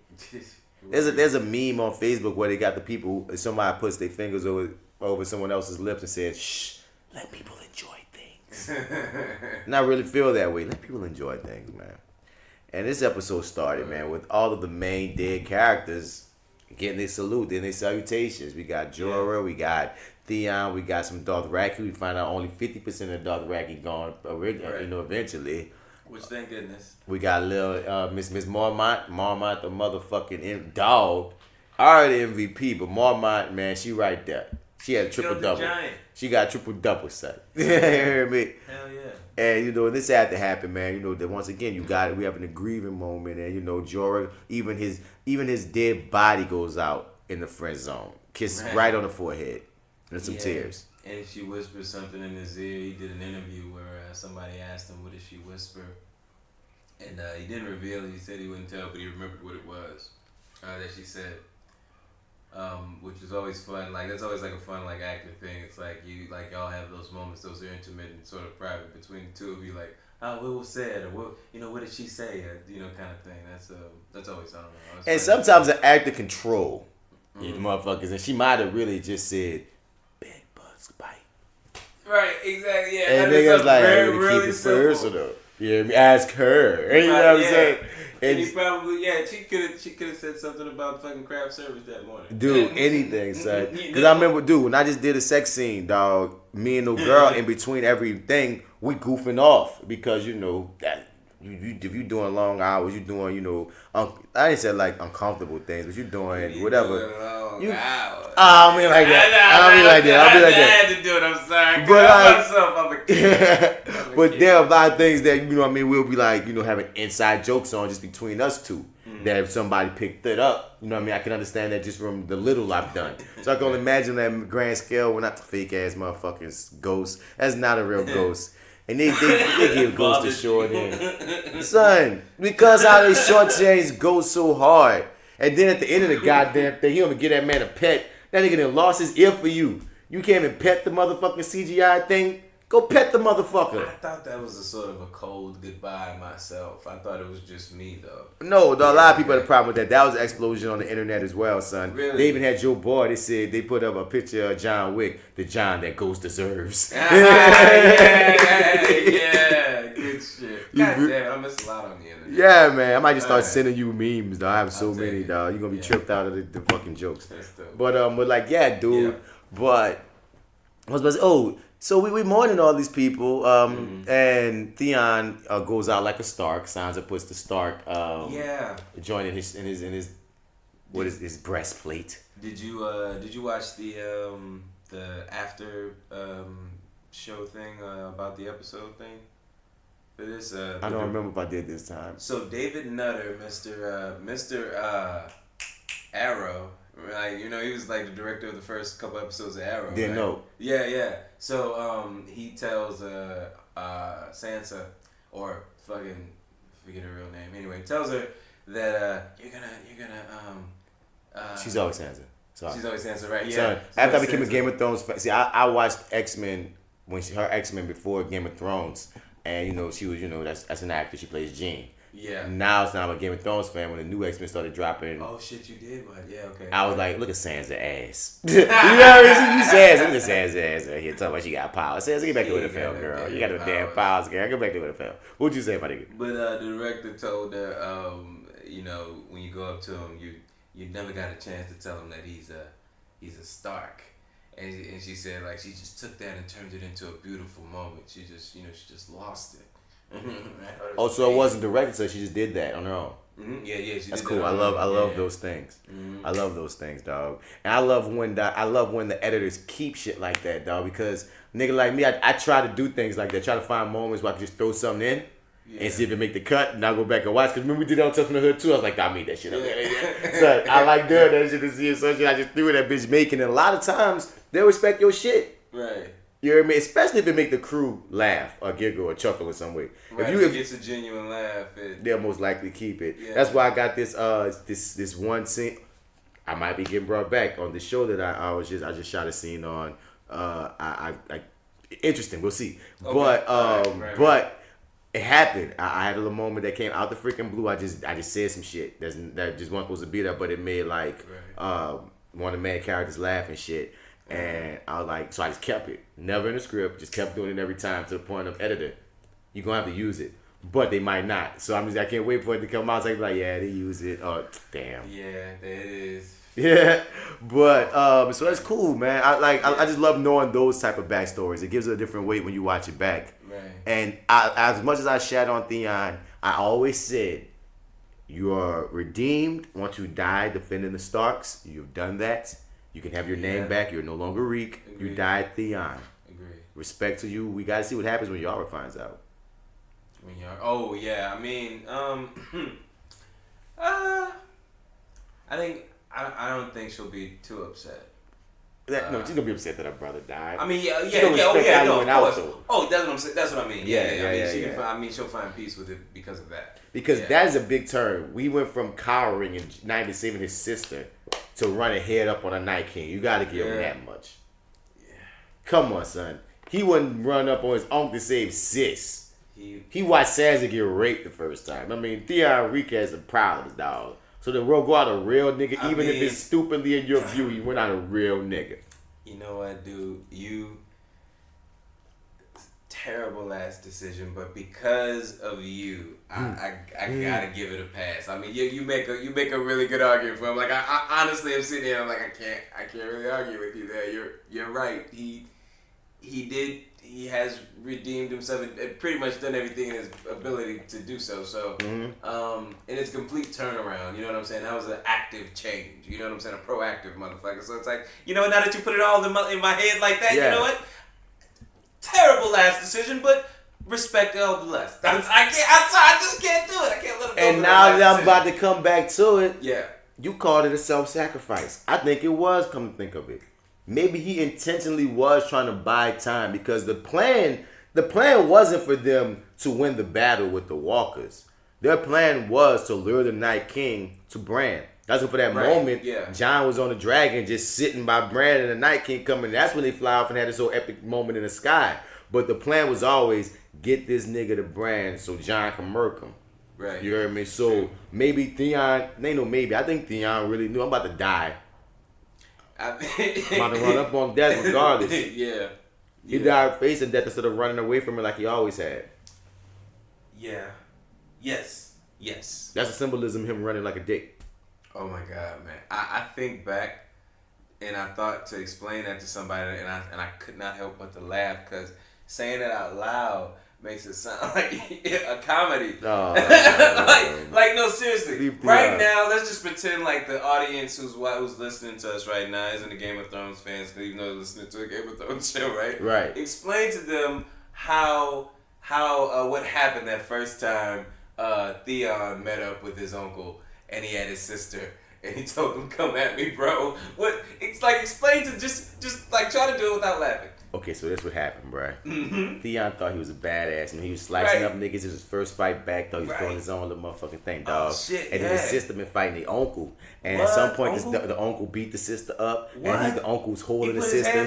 He put his hands on her, man. And then he was grabbing him. He was grabbing him like this.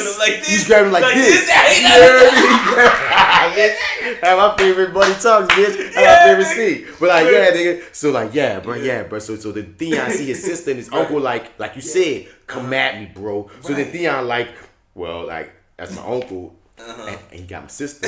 Yeah. And then what he do? And over there is some water on the other side of this boat that we on. Right. So I could choose to run up on my uncle and say my sister, or jump off this boat into that water look like it feel good. Really? That water feel like it feel like it's the right water to swim in. That seemed like the better decision. I think I'd rather take a swim than save my sister from being murdered by my psycho uncle who's, probably gonna kill you too. Who's definitely gonna whip my ass. This is my first fight back. This nigga been conquering. This is my first fight back. Nigga, when you think about that, Theon even bounces back from that. He gets his ass whooped a lot. Even when he's not Ramsay's bitch. Even when he wins the fight to get people to ride for Yara. He gets his ass whipped a lot, dog. He's one of them fighters that can just endure pain and he's gonna come back. Yeah, Euron was gonna murder him. Take a punch. Yes. So then Theon said, "You know what, sis? I really like swimming." So, and he decided to jump on the side of the boat, left his sister hanging, and then his uncle laughs at him. Wait, what? Laughs. Wait, you telling me so he was swinging the sword, killing people, and then he went and jumped off the boat? Jumped off the boat and left his sister hand dry. And even his sister had the most disappointed look like, damn, what a bitch. Like, I knew he had bitches. Well, I knew he was a hoe. I should have never put my neck on the line. You feel me? Shouts out to Beric, dog. Arya, I forgot that he even saved Arya. Like, when Arya walked up with the goddamn torch, I'm like, who's she? Oh, yeah, your boy, the nigga who Beric with the flaming sword who threw away his sword. Right, yeah. Yeah, him. He did kind of get good job. Sliced up for that. So we get into this big ass celebration about us winning the fucking war. Arya's nowhere to be found because she a real nigga. Did we go? I think we missed the point. No, we gonna get back to it. So in this whole situation, everybody loving on Jon Snow and Dany looking around like ain't nobody want to talk to me. No one care about me. What about me? So she trying to get her little swag. So she outs Gendry as the son, the bastard boy of Baratheon. Right. And then gives him some land and makes him a lord. And then she sneaks and whispers to Tyrion. Was this what you're talking about? When she telling Tyrion, you ain't the only clever one. Basically saying, nigga, I'm gonna make motherfuckers like me. The nigga who could try to come for my throne can't now because he is so happy that I made him a real nigga. And I'm like, baby, you could have made him a real nigga without letting everybody know that he a Baratheon because you don't know who might be some slick side. Just saying, in these last 2 episodes, and I don't see Gendry being a nigga trying to ride on it. But I'm just saying something. You have 2 episodes. Let's say we did have 2 episodes left. If you had Renly Baratheon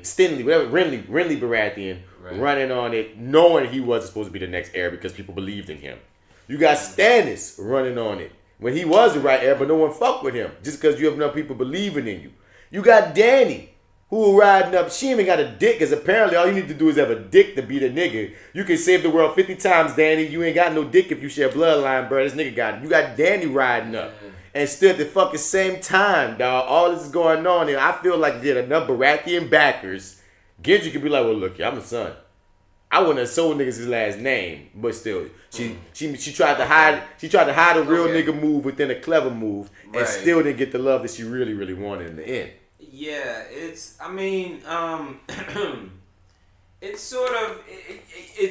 It's something she wouldn't do, but in that scenario, she would just need to insert herself in terms of, instead of like waiting for the crowd to come to you, these people who don't know you. It's North, baby. Yeah. She's like Southern love, baby. Yeah, it's like you gotta kind of put forth the effort. Southern hospitality. She's not gonna do that. No, because now she's been treated ever. Yeah. So, and that's the problem. It's like you're always gonna be isolated if you're not gonna. And then she, she's like, I'm the queen. I don't. You know what I'm saying? I blah blah blah blah. I break a change. We didn't. None of people saw you do none of that. Yeah. No. You're right. No one knows not know you. Who you are. And then there's they know your legend. Stories. Yeah, the legends, right? Exactly. And the North's legend is we don't fuck with newcomers. We don't care who you are. Right. But you know what? The thing is, also, man, she wasn't forgotten. I mean, my man Tormund had the presence of mind to cheers her before he cheers Jon. Yeah, but it's what she gives into later when she can see that how. Look at her. Look at that shot right here where she's looking from afar. No, I ain't talking about the coffee mug. Oh, okay. That was made too much of a thing up. But at the same time, y'all get paid too much money. Y'all should not have no coffee mugs popping up. Kind of funny. There was a meme saying that Sansa left that for her. But you see her all watching. She's watching how much they love him. Like she said, the people look at him the way that she's used to being looked at. She's Aisha Curry. God damn it. So it's like, and even Jon looked back and he like, you and me and all the crazy. Oh, I forgot you want to be online, son. No. So Aisha Curry was just on Red Table Talk, Jada Pinkett show on Facebook. And she was open and she was talking about how like Stephen Curry, he has all these groupies that throw themselves at him, and how he's so polite and he don't know how to, he don't curve them. He be entertaining them and be making them feel the way. And she was like, at points, sometimes people forget she's even a person or whatever you are. Like, at points, you have to interject yourself in certain situations. Now, some of it just sounded weird. Why are you going to interject in groupie talk? Him talking to groupies. Let them groupies do whatever. But I felt on the level of, like, she was saying how she don't be feeling attractive because niggas don't be shooting no shots at her. She ain't got no male groupies. Her DMs thin. And she was like, that made her, like, made her wonder if something wrong with her. But just the whole thing of wanting to be desired, which is very understandable. Yeah. People took that shit, twisted that shit, flip that shit. Man, well, she won't step on her husband. Man, why she worried about any other attention but her husband? We are human beings, dog. People getting married don't mean that you ain't going to enjoy a compliment from elsewhere, some attention, somebody being like, oh yeah, come on, dog. Yeah, everybody enjoys a pick me up. Come on, son. That's all that, okay. So there was, I get it. Yeah. So they were making it a thing, and like it's this thing on Facebook and on Twitter right now talking about how she's just all the different angles of that. So I was making a joke on Danny of like, yeah, Danny, you want that attention that your man get. Yeah. Okay. Yeah, you want that attention that your man get, girl. But yeah, son. Wow. Well, yeah, that's. But it's and Varys is peeping it, and that's the trippy part. Varys is peeping like while she's looking at everyone else. Becoming disgusted, becoming dejected, getting in her feelings, staring intently at all this shit. Everybody else is having she don't see on the other side of her Varys just looking at her like. And like, you don't see this nigga staring. He's looking a whole nigga. Varys is up on you, baby. Is following you. It's always you, the queen. It's always it's the old school theater shit, bro. When you up there, even if you ain't saying no words, somebody probably watching you. Right. Stay in character, baby. Yeah. Look around. Yeah. Oh, bro. Varys read her, son. It's cool, though, that he's as insightful as he is. I don't know. It might be to his detriment. No, it will be to his detriment. Yeah. Some people think that he might have tipped off Euron, but I don't think he'll be that fucked up with it because he also don't want Cersei to win. How did Euron know the location? Some people say there's a rumor that he might have tipped off Euron. But I would hope that wouldn't be true because if Cersei wins, you still not in a good position. Better, right. Yeah, So, but we'll get to all that shit. But I feel like he's going to do something, or he already set something in motion that is going to get his ass killed. His goal wouldn't be to We're going to get him talking about the realm. Right, So meanwhile in the story, after Dany runs away because her feelings are hurt, we got Jaime and Tyrion and Brienne kicking it. Find out Brienne a virgin, Tyrion. I'm like, damn, you're the worst motherfucking wingman ever, dude.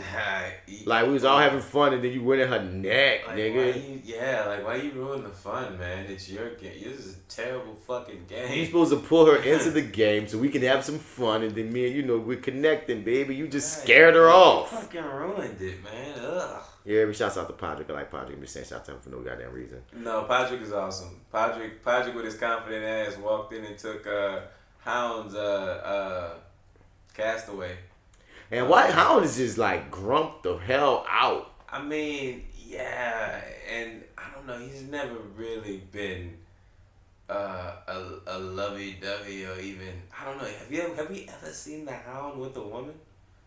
I mean, the women went at him, and no, I've never seen Hound with the woman. He's always been sweet to Stark girls for whatever reason. Yeah, right. Like and that's different relationship, different for both of them. Yeah, right. Sweet little bird. I love that scene with her, with him and Sansa. I was hoping them two together the moment because he was the first like nice person to her that really tried to help her, and she just decided to ride with Littlefinger. What do you think about Sansa sort of sending out these women to go fuck everybody? You know that was her whole plan to get Tormund fucked and to get Hound fucked and probably Podrick too. My thing was I noticed it, but I didn't know to what means. Cause I remember I watching the scene, seeing her but it didn't so far seem to go anywhere. I can't put my finger on to what unless she's just trying to be a good host. Yeah, I mean, right, and it's sort of like, are you trying to? Cause you know what? No, straight up, maybe it was just to try to get the Hound laid because of their history. Right? Oh, you think so? I think that's what it was. I think because he's over there being a whole grumpy grump, and we are in a celebration. Because that's why she went to talk to him right afterwards. I think she really sent him there. Tormund getting laid was just happening to be, but I think she really sent him there to just come on, Hound, you gotta be the Hound tonight. Yeah, come on, man. Enjoy yourself. Celebrate. You dig? And they had that really cool scene that some of it's backing up. Because some artists, I forgot who it was, has this issue with her talking about being empowered by the things that happened to her and saying that, man, they keep on raping women and this and that. I'm like, man, look, bro. Some people react to things different ways, dog. This girl had to fuck the past. It's not just about her being raped in her past. She went through a lot of torment and fucked up things and came out a stronger person. And that's what she's saying. Like, I would stay a sweet little bird if I'd roll with you. Why you mofos again are trying in the last few episodes to have your goddamn social brigades, nigga? Some shit, just leave it be. It's gonna be over in 2 weeks, y'all. Yeah, I was listening to something too that was kind of making an argument that was really similar. I can't remember exactly how they worded it, but like her sort of being thankful. That's the way they worded it. That she was thankful that she didn't go with the Hound so that she could become not a little bird anymore. Like I don't even think thankful was the word. That was no, probably not on yours, but I mean that was their phrasing for it. So that she could become a better person, basically. But she was thankful for all the things that had happened to her because of it. You know what I'm saying? And it's just like, well, I think that's an interpretation. I see how you heard that, but that's, I don't know. It just wasn't how I took it in. You know? I took it in that, she knows that she went through that and it made her better equipped to deal with the game that she's in. So she's grateful that she acquired that knowledge. But that does not mean that she's happy that she was tormented or that she's thankful for being raped or she's thankful to being passed off. That's not what it was on. It was literally, legitimately on, you know what I mean? If we change history, bro, I wouldn't. That really goes to being, I don't even know who I would be, and I know who I am now. So why would I gamble on wishing I could be someone that a stranger, you know? Right. That's what I took from it. At least. Fair enough. And they give you the side, that pussy was good. That pussy was oh so good. I mean, I gotta marry it. Yeah. Oh, I gotta put a ring on it. I'm a lord, now I gotta put a ring on it. Kendra, you were her first, man. She is so not the tie down type. I'm sorry, friend. And the thing is, sorry, and she like you too, dog. She does like you. Yeah, no, that's not. When you kissed her, she went with it. She looked all mesmerized and She shit. was about ready to ride another time. You want to fuck again? Yeah. Oh, you talking about this relationship shit? Now you've ruined it. Titles. Oh, you ruined it. Title. Wait. And then you use words I've been saying. Now, Lil. You call me a lady? I told my daddy I'm not a lady. You think I'm a lady? You be my lady? I mean, make me a lady? A lady, though? And she was happy for him. You know, the cool thing, too, is that, I guess interesting, really, is that he came in really excited about now being a Lord. I mean, from being nothing to something legit. Yeah. And she was happy she was genuinely happy for him. And then he got down on one knee and fucked it all up. I mean, y'all about to roll around in that hay, and he fucked it up, man. But anyway, Son, I felt bad for him, though. I did feel bad. Because she let him down, bro, in his face, man. Unlike George, at least he got to have some sex out of it. Because, George is fiending for some pussy he was never going to get. Oh, well. They put a meme up of the friend zone. The friend zone club is him, Giants Bane, and Jorah. And I was like, yep, basically. And I think two things with Arya. One, dude, like, you can still invite her to the spot. You know what I mean? She could come into your... She always got a house, always got a room, a bed up in Snow Crestville, where the hell they put you. And I think for her, that's what she more wanted. I think it's still an option, but right now, there are other plans. But here's the reason why I'm not sure if it's necessary. I feel like it's like the Missandei and Grey Worm wanting to go to Nath. It's so painful. I think a piece of her knows that she might be going on a suicide mission. Because remember, Arya does not fear death. And she knows last two on her list really are the Mountain and Cersei. Yeah. And we know even when she links up with Hound in a little bit that Hound, you can tell he got unfinished business. He going to handle up on the mountain. And she want to follow along with that situation together. They're going to, I think they're like we've been said it. They're going at the mountain. And if she could get a good lick on Cersei, she ain't going to be opposed to it either. But I don't think she's going to be the one to kill Cersei. I was about to say, would you be unsatisfied if she didn't kill either? She got her big win. She got. That's the thing. Like she got fucking two big wins. Since she killed the Night King and Walder Frey, I want her to aid the Hound in killing the Mountain. Mm-hmm. And because I just want. I think that's what's gonna go down. I think it's gonna take both of them to really take out this monster. You know what I mean? Yeah. And the Cersei thing, I still gotta go with Queenslayer, dog. Even though, Jaime got some pussy, him and Bree broke Brienne virginity. They got women's rights groups mad about this. They feel like this whole episode just made women look bad and such. And they have some. They both wanted to fuck each other. And they felt adults. They felt like Jaime. They were just in war. They feel like Jaime came over drunk. She gave up her pussy to this nigga that smashed and dashed on and had her crying in the street. She didn't know he was gonna dash. But that's you never know the nigga's gonna dash. The writers know. They feel like the writers made women not look good in this thing. And once again, if that's how you feel women, I'm not going to fight you on that. I'm just going to make the note that... Okay. You're right. You might be right, but I still enjoyed how the story played out because I don't feel like Jaime is going to... even though he gave her that whole speech about Cersei, I did this for Cersei, I did this for Cersei, I'm a bad person. You're going to kill her. Yeah. You better. He's not leaving. He's dashing, but for a greater purpose. He could have kept it 100. He could have kept it 100. He could have kept it 100 too. Or maybe but she wouldn't have let him go. She would have went with him. And that's why he had to break her heart, which is fucked up. But on the other tip, what if he thinks he's going to help Cersei, and then when he gets there, he decides to change his mind? You think they got the worst Stockholm syndrome shit going on with each other ever? They both just broke their virginities. Jaime never fucked nobody with Cersei. Cersei ain't fucked nobody with Jaime. They both just up their own situations with their nasty asses. I guess now I'm putting more faith in this, and maybe I'm projecting more faith on it than should be there.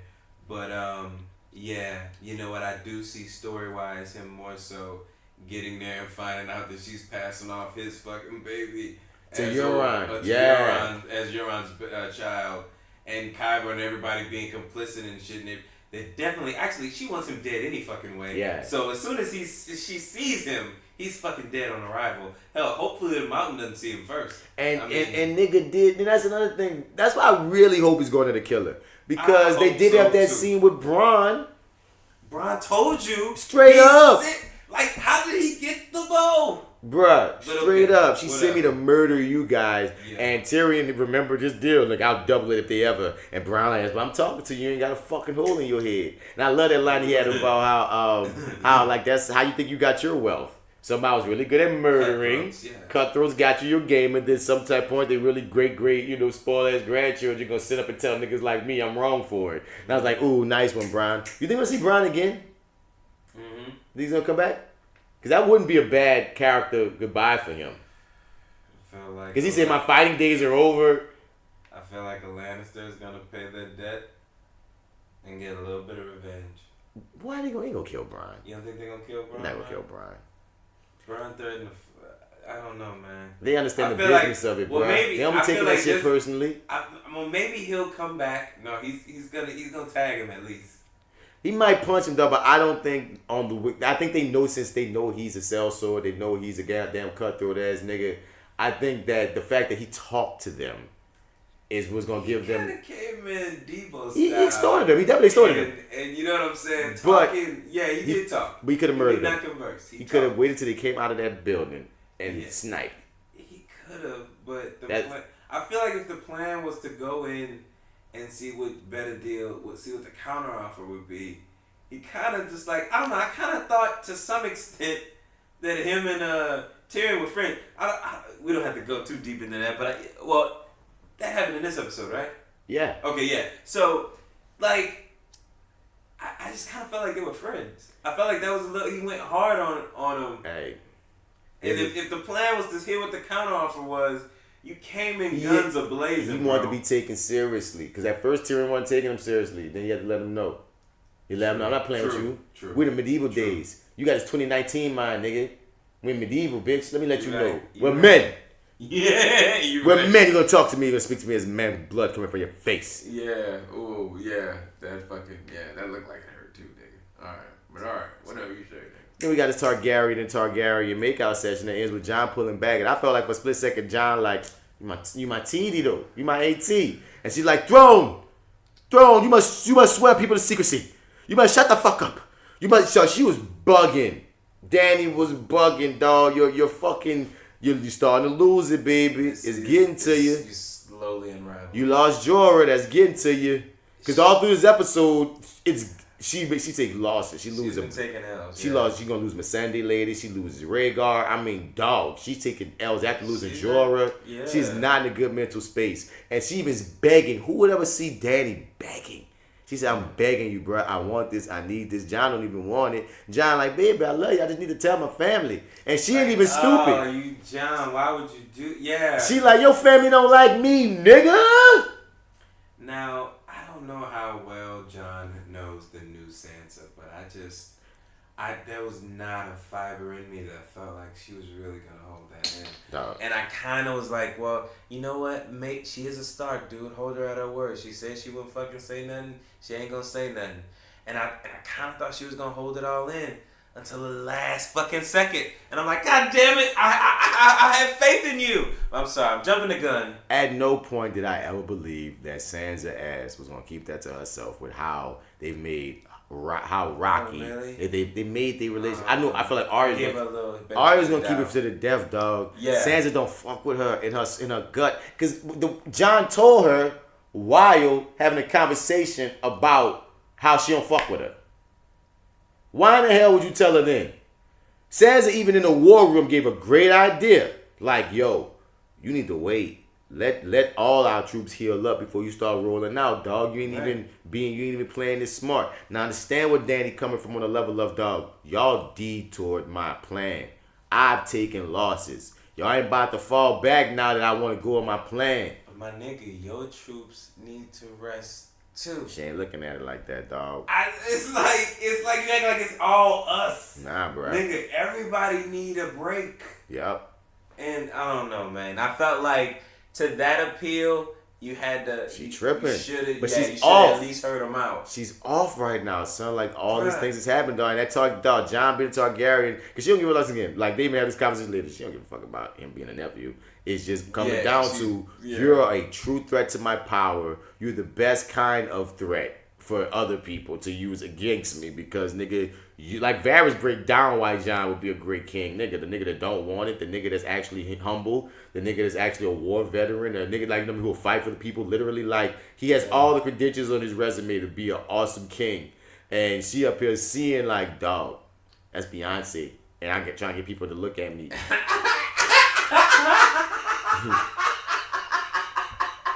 Straight up. Oh my God! Straight took up. all the air out my chest. Sorry, nigga. dog. That's what it is. Look, that nigga's shining. No, He even, I'm sorry, Rhaegar, Targaryen, whatever the fuck. Aegon, yeah, dog. Aegon. Whoever you. He even backs her in the war room. I mean, Jon's trying so hard to keep his woman, son. I'm trying to keep the pussy wet, baby. I'm trying. Respectfully, man, I get that. But everybody needs a break, Jon. What the fuck? You stupid too. You keep coming back from the dead. You don't care if you live or die either, goddamn. He knows that Sansa's right. He's trying to be down with his woman in public because he trying to get her to understand, I'm loyal to you. You gotta be to my sisters though. And she said it. I've already told you what I want. Secrecy. Swear them. I'm insecure right now. I'm insecure. Secure me by doing this. Why the fuck, Jon, do you need to tell? You know what, man? Yeah, anyway. She does have that good point. The longer I leave my enemies alone, the stronger they become. She has that point. Because Cersei is buying the best of the best. Cersei got her shit together. She went from having one of those freaking dragon killers to she had like 5 of them hoes. Yeah. Son. Dragon what hoe? Right. Dragons? Drake? Nah, nigga. Dragons? So yeah, man. So it's she's right on that end, but her people need to rest. People need to rest. And again, we go directly from that scene into them telling Jon, your Dragon Queen lady tripping. I don't know, she's the best bet. Yo, and then Jon, I have something to tell you. And he asks Bran, Bran, bro, you know what you think I should do? Bran like, choice is yours. Choice is yours, man. Don't put the shit on me, dog. Choice is yours. And then they just say, Arya's like, you're my brother. You're not my half brother. You're my brother. You have your brother. And Jon like, bitch, well, really, I'm your cousin. I could be your brother too. I'm your bro cousin, and I'm fucking my girlfriend aunt. She's my aunt. See. My aunt girlfriend titty. Don't tell anyone. It's very Lannister of us, and we don't want anyone to find out. Okay. So if a motherfucker say, I need to swear you to secrecy, and one girl will go, I swear, and the other one goes, now hold on, how can I be swearing to something that I don't know what it is? And then when you ask me to do it, you know what? You gotta take a walk. They begrudgingly swear. No, nigga, that motherfucker can't know. Go walk around the mulberry bush, whatever the fuck, real quick, and we're gonna say a couple things, and then you can come on back. Jon, you're honorable to a fault. You stupid. This is stupid. So was Ned. He's fucking Ned. But Ned was smarter than him, I guess, because of age. But he is much his father's. What? His father's nephew. What? No, there's certain things. No. Ned trusted the wrong people, but there's certain ways that Ned knew how to play the game. From talking to Baratheon, and talking to the council. You know what? That boy, Jon don't be as savvy all the times at the right time. Jon is just too noble. He's the noble. You dig? Okay. I mean, damn, you be real, and I'm like, why you being real right now, Jon? And then he wasn't. I said, why you being real right now? And then he wasn't. Then he's still trying to keep his some kind of leg to stand on in the argument he gonna have later with his woman. Y'all swear, I have something to tell you. I have something to tell. No, it's this one right here. I have something to tell you, Sansa. I have something to tell you, Arya. You must swear not to. Okay, you swear. I'm about to tell you. You ready? I'm about to tell you. Bran, tell him. You tell him. Yeah, so he can always go back to old girl and be like, yo, I didn't tell anybody. I ain't say shit. I didn't say a word. Not a word. I did not say a word, dog. And like, I just love this scene with Tyrion and Varys when Tyrion, of course. No. Before we even get there, we got Sansa. We got Sansa looking at this broad with her dragons, and she's just so disturbed by these dragons. Sansa's just so disturbed by this woman. She's just not with it. And Tyrion, ex-husband, roll up, and she thinks about it for a second, like maybe I shouldn't do this, and then she just go, you know what? I'm tired of you sucking her dick, Tyrion. Yeah. Peep this out. Like, nigga, you know what I mean? seem like you scared of it. You're Nigga, scared of it. she called his balls. Yeah. She called both of them joints and said, look here, they're mine. I'm looking at them. Whoops, I dropped them. Whoops, did I step on them? My bad. Son, here go this information to your freaking chosen one. My cousin brother. Boom. Here hurt his heart. He didn't even know what to do. He was so fucked up that he ran to the biggest snitch in all the land. He know that nigga snitch. You hear me? I love this goodbye that Jon had with Mr. Giants Band Tormund after Jordan. And we forgot to speak out. Tormund realized that he had no shot with Brienne. Oh yeah, man. I mean, Tyrion give him that long ass pour of fucking wine. Like, yo, just drink this wine, bro. Don't worry about it. My brother about to hit that, bro. You know what? My brother on that. I felt bad, man, because if he had came in a better moment, man, there might have been a chance that he might have got in there. He never had no chance. You never had no chance? Nah. Oh, yeah, no, he probably didn't. Nah, son, nah. I feel like at the end of this episode, she probably wished she would with Tormund over Jamie. Yeah. But he never had no shot. She probably would have wound up the same way because he's not staying here for Brienne. Well, we have. He's gonna try to drag her back across the wall. And Jon gives Ghost to Tormund after giving Tormund this big ass hug, and the internet went crazy because once again he didn't give Ghost no love, and we understand it's the CG Ghost now because the real dog died that you was basing on. Fine, dandy, whatever. You could have let him pet the motherfucker. I'm not with it. That was like from watching the first season, he was the runt of the litter that they thought they knew was there. He was a symbol. And he said, I heard in the books they're real closer too. And I'm like, this nigga done went to war with you, dog. And the directors and creators tried to freaking justify why Jon just gave him that hard look. And I'm like, dog, this shit is whack. What did they say? I don't even remember, dog. Google it your goddamn self. I'm high and I don't care anymore because it was some bullshit, son. Everybody knows, dog. Like you gave him a better hug, a better petting earlier in the seasons, dog. So no, son, you fucked over the dog. If you're gonna give him away, at least let him know you're being given away. Yeah. Shit. You gave the wildling nigga that we watch murder villages and pillage and shit, nigga, a harder hug than you gave your own goddamn dog, the last of the dire wolves, the last of Ned. So, nah. Well, Mary, Ned's gifts, I should say. Is around there somewhere. Mary, right? She's around there somewhere. He gives Sam the goodbye. They acknowledge that the actress Gilly that plays Gilly is actually pregnant in real life, so they wrote it in the story. Was this like sort of like really just over the top, Sam and his fucking face? I mean, this whole moment, it's like, Jesus Christ, man. Can we hurry this along? Look at him. What? You? Look at Sam. 5 minutes. 1, 2, 3. Now, why is he shaking his goddamn head so long? Because that man just got out of his trailer for getting high as a motherfucker. This is probably the only scene he had to shoot today. He looks stoned. This is the only scene he had to shoot today. This little part. Maybe he's sick. Because I don't think because this is the farewell. This is the farewell to all these characters. I don't feel like Jon's coming back to Winterfell. Win, lose, or draw. I think this was the goodbye. Oh, really? I think Jon's saying goodbye.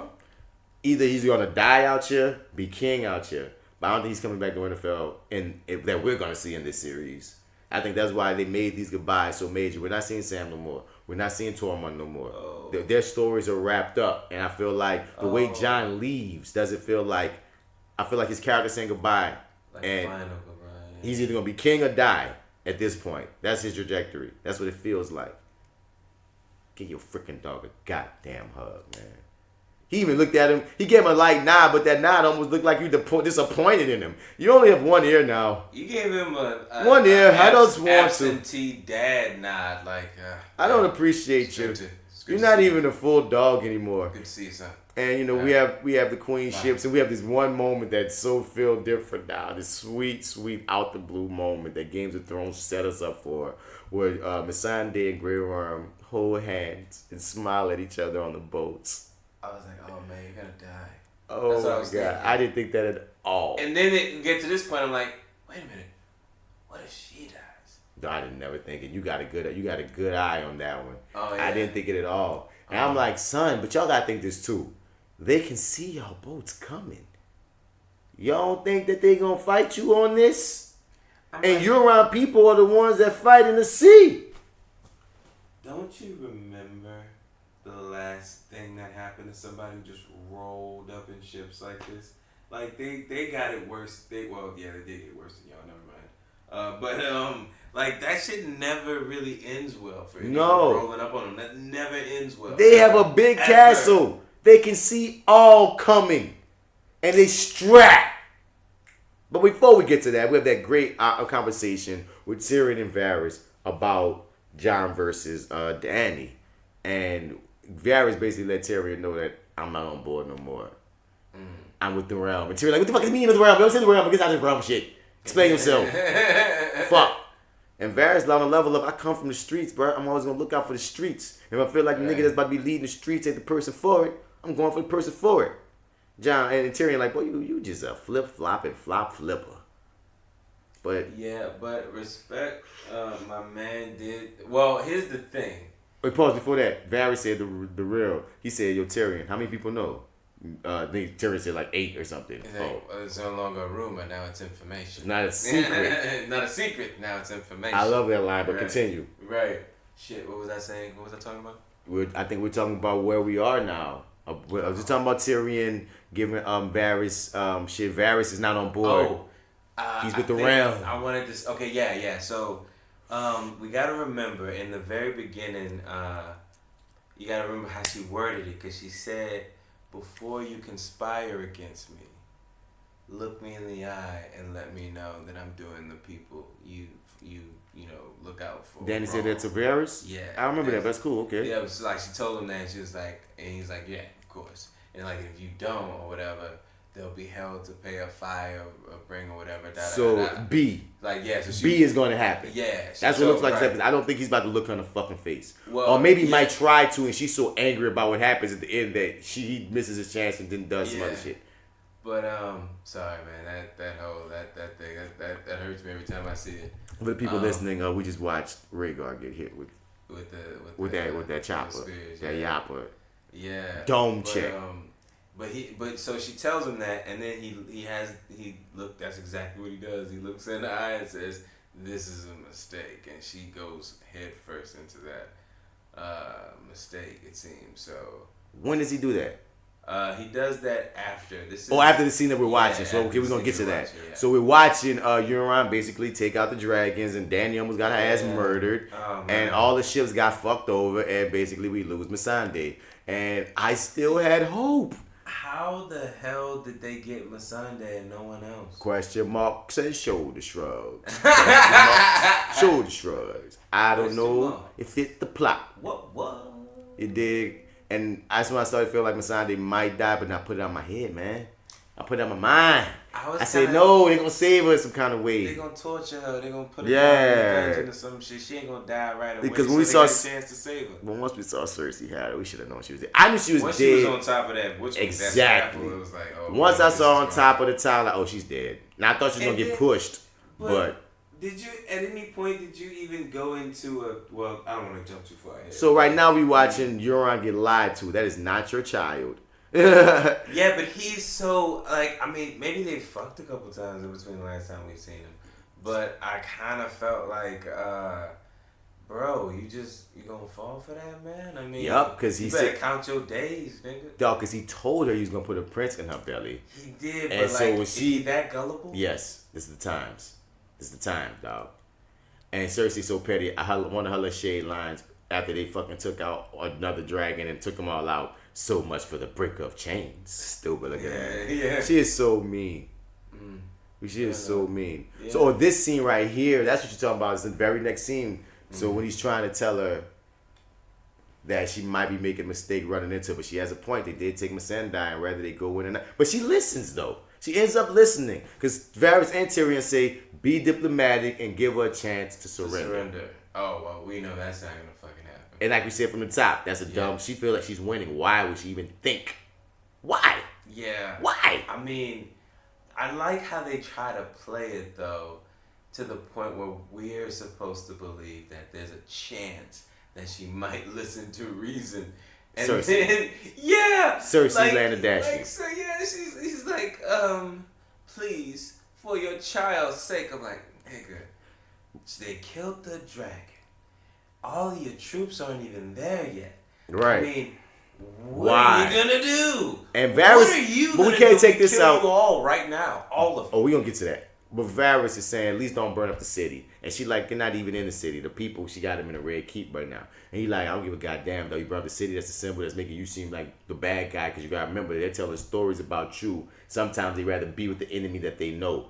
And once again, she like, fuck that shit, Varys. And it is what it is. But she does tell Tyrion she'll, give her a chance to surrender. Because for some delusional ass reason, she still thinks she's winning.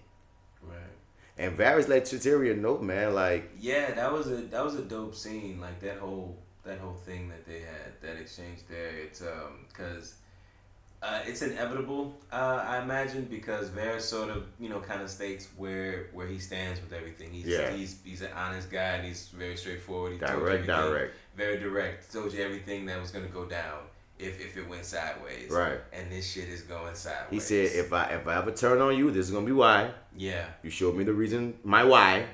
Now I must make my turn. I've been as honest as I can be. Now, like, that's some shit. The Red Witch already told him he gonna die. My nigga, I've been as honest as I can be. You mean there's more? There's more? I mean, when he feels fully comfortable, hell yeah. So he probably served Jon like the best ever. You know what I'm saying? But we'll never see it because he's gonna die next episode most likely. Yeah, I think so. How do you think? Any predict? Well, I have no prediction on next episode, but right now we're in a situation. You bastard. I can't wait to see him die. We have this whole deal. We got her with her unsullied. You remember who saved his life, right? Qyburn? Yeah. No. He was like half dead. And what's my man who died in the Red Wedding? The Red Wedding, way back when. Yeah, what's his name? What's the Rob? Son? Rob and his wife saved him. Like I was watching some old clips today, and I was like, oh shit, they kind of brought him back, cause he was at the whatever place that Tywin Lannister was at, torturing people. Yeah. The mountain and shit. Yeah. And he was one of the people that somehow was just left alive, like tied up somewhere, and they like give him water and shit and nurse him back, and I can't remember how he fucking ended up with her, but I'm like, damn, that just, I don't know, it brought me back when I saw him again just now. When him and Tyrion have that meeting here. Now, the first time I watched this, I didn't notice that her dragon was in the back. Oh, really? Okay. So I'm just chilling like, okay, this is some of your troops. But what's really stopping Cersei from murdering you all right now? Now, I think... In fact, why not? I mean, she sent the hitman to kill her brother, Tyrion. You right here. She can murder you. Yeah, and she even ifs... But maybe it's an interesting situation. Now, I think a piece of it is, at the end of the day, Cersei has always, because she's just like her daddy, followed the pleasantries, the politics, the regalities. To some extent. Even when she breaks him, it's more loophole breaking than direct breaking. Okay. Yeah. She loophole. Not as of recently. But, you know what I'm saying? So, okay. If they agree to a parlay. Okay. Right. Even Cersei will ride with the parlay, it seems. Because look how she felt about... There's a few times that popped up in the show when Cersei... Like what's going on with her and Tommen. And she's like, no, this is the way it's always been, Tommen. What you doing? We supposed to keep... we're supposed to do things like this. What you doing? Now, she do fucked up things, but I think that might have played in the reason why she just didn't go for a shot. Yeah, murk everybody. But I guess that would have made the dragon just pop up and murk. But you got a bunch of them dragon killers. And I think the thing that might have gone into it as well was Cersei never want to get her hands dirty. Even when we look at how this scene went down. Cersei like, no, Mountain, you do it. You know what I mean? Cersei don't want to even be in a position where she might get got. So even on the case of she might shoot them up, that dragon might can still get to her. I guess she don't want to be close to the battle. That's the only way I can justify her not doing it. Still, it's a possibility, dog. She pregnant. She pregnant, son. Possibility. Okay. Those arrows ain't gonna do nothing to the dragon. Only the dragon killing machines. There's a few of them. No, there's like all laid around the whole thing. Like you see them up top. Yeah, they got a few of them. So how could they? There's no way that dragon's getting anywhere near them. But you see what this is in my hands? What you got? I'm holding in this area. It's invisible in my hands. It's invisible. I'm feeling this thing. It's called a plot hole. I'm trying to feel it. I'm doing my best to fill it up. You know what I mean? I got a machine in the back that just makes so much of this shit to just stuff these plot holes. And even when she raises her hand, because Tyrion say, fuck you, Qyburn, you're not listening to me. But I'm like, again, Tyrion, you try to treat Qyburn like he's stupid for not wanting to try to get Cersei to surrender when you look the dumbest. Yeah. There's no reason in hell she would surrender right now. Like you just brought to the attention, there's like 6 of them, 7 of those dragon killers all up there. Y'all have some of your unsullied. You're out here. Why would she bother? You're getting your girl killed faster. I thought when Cersei grabbed her and said, if you have any last words, you're about to say them now. I thought you were going to push her right there. Oh, man. I mean, honestly, man, for like a split second, I was like, these niggas, I'm not going to fall for this. Wait a minute. Is she about to say something nice like, you can go? And then I'm like, the words come out of her mouth and she opens up, she says, if you have any last words. I was like, there we go. I knew There's Cersei. There you there's go. My Cersei there Lannister. Yeah, there's the bitch. And like I'm saying from the top of the episode, son, she had to do something to remind us that she's the bad bitch on the show. She's the evil. She's the one that needs to be stopped. She had to remind us. She had to make something personal. And she really did, dog. I mean, like that hurt. Yeah, no, it did. I'm a huge Missandei fan, for personal reasons mostly. But look, this was, it was sort of a shocker once again, always questions, how did she even come into her possession? But, let's not even ask those questions right now. Let's take a second to take the moment in. I feel like the mountain jumped in the water and swam. Used his mountain superpowered eyes. You heard me. Man, I wish there was a film version. Sniffed her out. Of your version. Grabbed that black beautiful queen. Right, of course. And brought it back to Cersei. Didn't even really get her head wet. And even Tyrion don't even understand how it's a low blow. How she would see it as a low blow for bringing up her child in public like this. She ain't tell everybody she pregnant. Yeah. And I see how explain the urine. How the fuck you know she's pregnant? She's pregnant. They never cut the urine for him. I don't think he put it together, but I'm like, yo. You embarrassed her? Serious chuckle here. Because that's what really pissed her off. The fact that you going to call my balls and think because I'm pregnant I'm supposed to be weak? What? Like, look at how she walking over. I'm like, there's no way. That made her mad. Is she gonna say something nice? Nope, no, nothing nice. That made her mad. Fucking nice. And both Grey Worm and motherfucking you know what's good. You know what's coming. And Tyrion got this.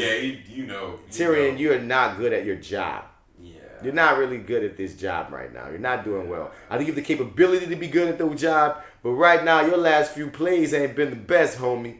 I don't know if you know, but there's a shirt out there that basically summons Cersei's answer to questions like think about the reason, think about your child, don't choose violence, and her response is always, I choose violence. Yes. Every single time. Yes. So, stop playing with her. Yeah, let's just, either get on the bandwagon, man, slit that chick's throat, and let's figure out what we're going to do. I didn't know they was going to be at though.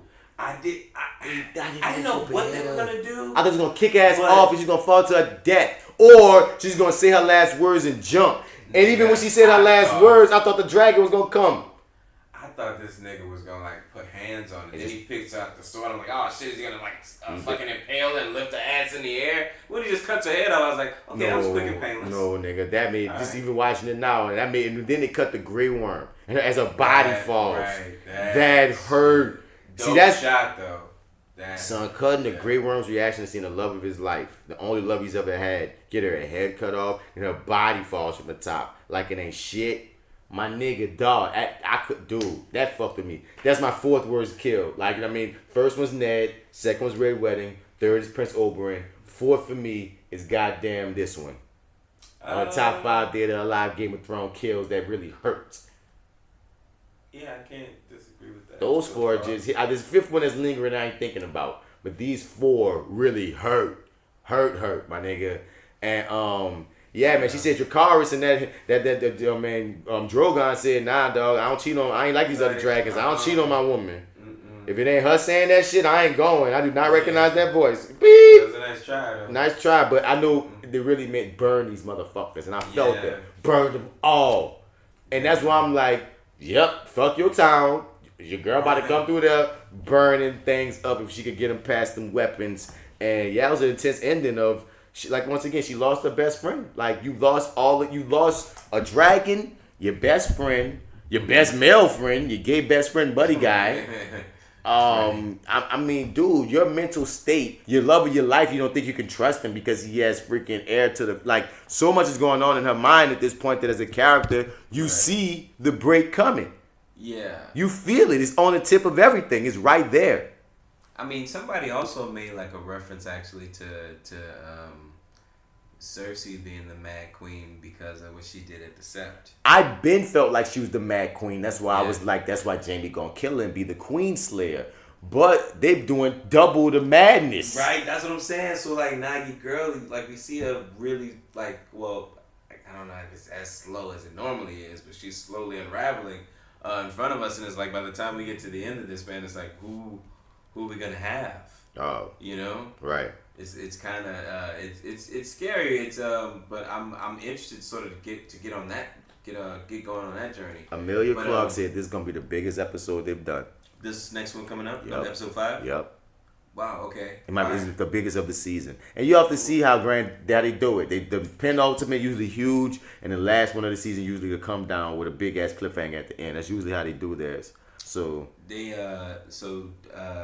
the creators of the show, showrunners, they said that there's this huge mind-blowing plot twist that hasn't happened yet, which I guess from what you're saying now is probably gonna happen in the next episode. That even blew their mind. So, oh wow, do you know something? Nope. You just made that. You're making the wait worse. Oh, okay. See. Your yeah. mother. Okay, cool, great. We record this on what day is this? Wednesday. This is Wednesday. Okay, you just made me join your misery. Yeah. Thank you. And you set me up. You started this episode with, how does it feel going week to week now, Bats? And let me make it worse for you. They say got a mind-blowing plot twist in the next episode. And we're 4 days away. The creator's mind. Oh, my. Oh. Like, shut the fuck up. This next episode about to be big. Yeah, it's I look forward to it. So you don't really get a lot from this next coming episode. Trailer? So, the trailer, right, yeah. You don't. And I wanted to go back and try to watch the trailer like before the Red Wedding, because I remember watching that not knowing it was coming. And it shocked me, hurt me, all that good stuff. But I don't remember anything hinting to the chaos, the mayhem that was gonna happen. No sign whatsoever. And it felt like a full fucking trailer, you know? So then I'm just like, well shit. You know, what are they hiding now? Because this one is the second to last, which, you know, hopefully there'll be something. I mean, I was promised 2-hour episodes. Where the fuck are my 2-hour? Are they coming now? Is this what's happening? Because it's 1:20. It's nice. It's nice. The next one, but it's not new. The next one's the longest of the season, so you might be getting, be at least getting your 140 or something. Then okay, all right, because I don't think we ready. They promised all this long. I don't think we ready for what's coming in this next episode, bro. I'm probably not, man. But you know what, man? It's Game of Thrones fashion to break your heart. Yep. Niggas is dying next episode, bro. I mean, they killed one of the dragons, and that was something I wanted to say too about that. Like, so I wouldn't say I called the Missandei thing, but I did kind of. You felt it. I felt it. Yeah, I was like, wouldn't that be? Because like as when you're sitting down in the writer's room, you kind of, I guess you know, as a writer, you kind of figure, you want to go against what everybody thinks is gonna happen. So like we kind of set a Grey Worm up. Oh shit. You know what would really blow their minds? Yeah. What if we kill Missandei instead of him? And I was like, oh, look at that. That's sort of happening. It could happen, right? And it happened. And right, it happened. And another prediction that happened like seconds before, like with the I probably already said this. I can't remember. Hi, one you did. Yeah, So, hi Marty. Like when the dragons are flying over, I'm thinking, oh man, we're gonna lose one of these fucking dragons. And then like seconds later, dude, it's just chest, neck, everything is just it goes down, man. It gone. Damn. And like right now, I'm feeling like I don't know, dude. I'm hoping we hold on to at least one dragon by the time we get to the end of this. I'm with you on that, dog. I hope that Drogon lives. Yeah. Do you think so? Are you? I imagine you are expecting. I don't even know how I can ask this now. This is just a question I had in my pocket. I wanted to know, based off the trailer, how excited you were for this next episode. You just made it worse. You just created the excitement. I did. So that's like I said, we got Arya in the house. Before I said that, I mean, it was already a nice segment because once again they ended it off right. The expression on the girl face, Dany face, when the shit go off, just make you go like, oh no, next episode's about to be awful. Oh yeah, she going for you. It's about to be awful, son. We might even see Cersei die next episode for all we know. So, that'd be interesting. Because again, dog, we still have so much story left to wrap up. We got to wrap up Cersei, but we still got to wrap up Dany and Jon, and we still got to wrap up Arya and Hound. We still have things to wrap up. So, I'm ready. And Grey Worm, I wonder what he about to do. Like he about to do something rash that might get his ass murdered just because he's so heartbroken and he gonna be kind of off kilter. He ain't used to working under these circumstances. He ain't never had a heartbreak before. First big heartbreak, nigga. First pussy in your mouth, nigga. Oh shit, no emotions, nigga. He might run up on mountain. He might run up on mountain for all we know. We don't know what's about to go down. Oh, and we know. Yes, we do. Oh no, we know what's gonna happen if he runs up on mountain. But what I'm saying is, we don't know if that's gonna happen. We previously didn't even think about that possibility, but it's a strong possibility because that's who cut off Missandei's head. We keep on talking about how the Hound and Arya, he might be a trifecta jump into the situation because now all these people have reasons to murder this monster. And that's what, I guess with the Golden Army, like in that trailer, the Golden Army is in the front. But I was about to say that there's ways of sneaking in and out of King's Landing, yeah, because Davos used to smuggle shit, so like he knows the ins and outs and shit. So there's ways that they can get in there. I was thinking that's actually their fucking MO, dude. You just tell them the way, and they'll go in that bitch real fucking sniper, Navy SEAL style, and take everybody out like they did. Was it Marine? Was it? Yeah. So I mean, like anything's possible. So y'all, we're ready. Hope y'all ready. I'm so ready. I feel like the next time you hear our voices speaking about Game of Thrones, we're gonna be saying shit. Yo, we gonna have a lot to talk about already. Oh my god. Why? I feel like you know something, man. I don't know anything. Okay, I know nothing. You're so responsive to this more than me. I'm like, you know something. I don't know. I wish. I don't know anything. I don't know anything. I had to process what you just said because I'm trying to forget what you just said. That's what you're saying. I'm trying to put it in the back of my mind. I don't know about no big plot twist. I'm not, because you already know going in the episode already, just like the long night, you're on the edge of your seat, like what's about to happen, something about to happen. Yeah. You know what I mean? So you already got that Game of Thrones, and when you watch it live, it's even worse. So you're already on the edge of your seat. So then while I'm already on the edge of my seat, I'm holding it together, and then your ass tell me what you just told me, and made me be like, oh, I'm about to be watching this episode now. I'm looking for something major to happen. That's even worse. I want to know how long the next episode is going to be. We'll look it up. So what's up, guys? We getting out of here, man. It's that actor guy, Mr. Bats in the building, man. Thank y'all for listening to Reviewing Dat Show. Hit us up at reviewingdat@gmail.com. As I say, we refer it, you review it, and shit, we got some shit coming, y'all. Oh yeah, lots of stuff. This is your favorite. Oh, you did it by yourself. What? Huh? Wait, what? What happened? Oh yeah, I did. Did I? What? Nothing, was I not supposed to do that? Nothing, motherfucker. Oh, my bad. Was I not supposed to do that? No, you're supposed to. I know you did the pause. I guess you didn't realize you did the I and did, J.Steel. no, Okay, high. my bad. You I'm paused so for a high, second man. like J.Steel and you do. I was like, oh, he gonna do it by himself. This motherfucker. No, I'm sorry. No, I'm feeling myself.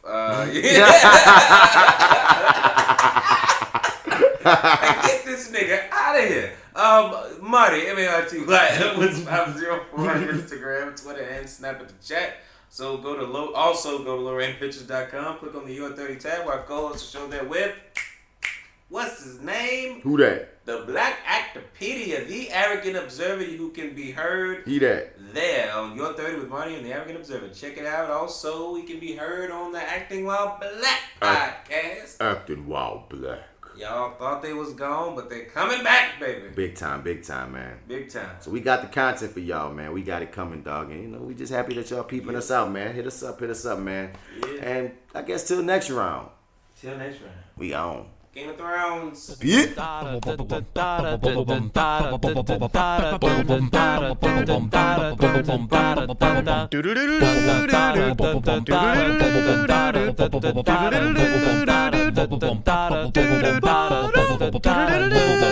Do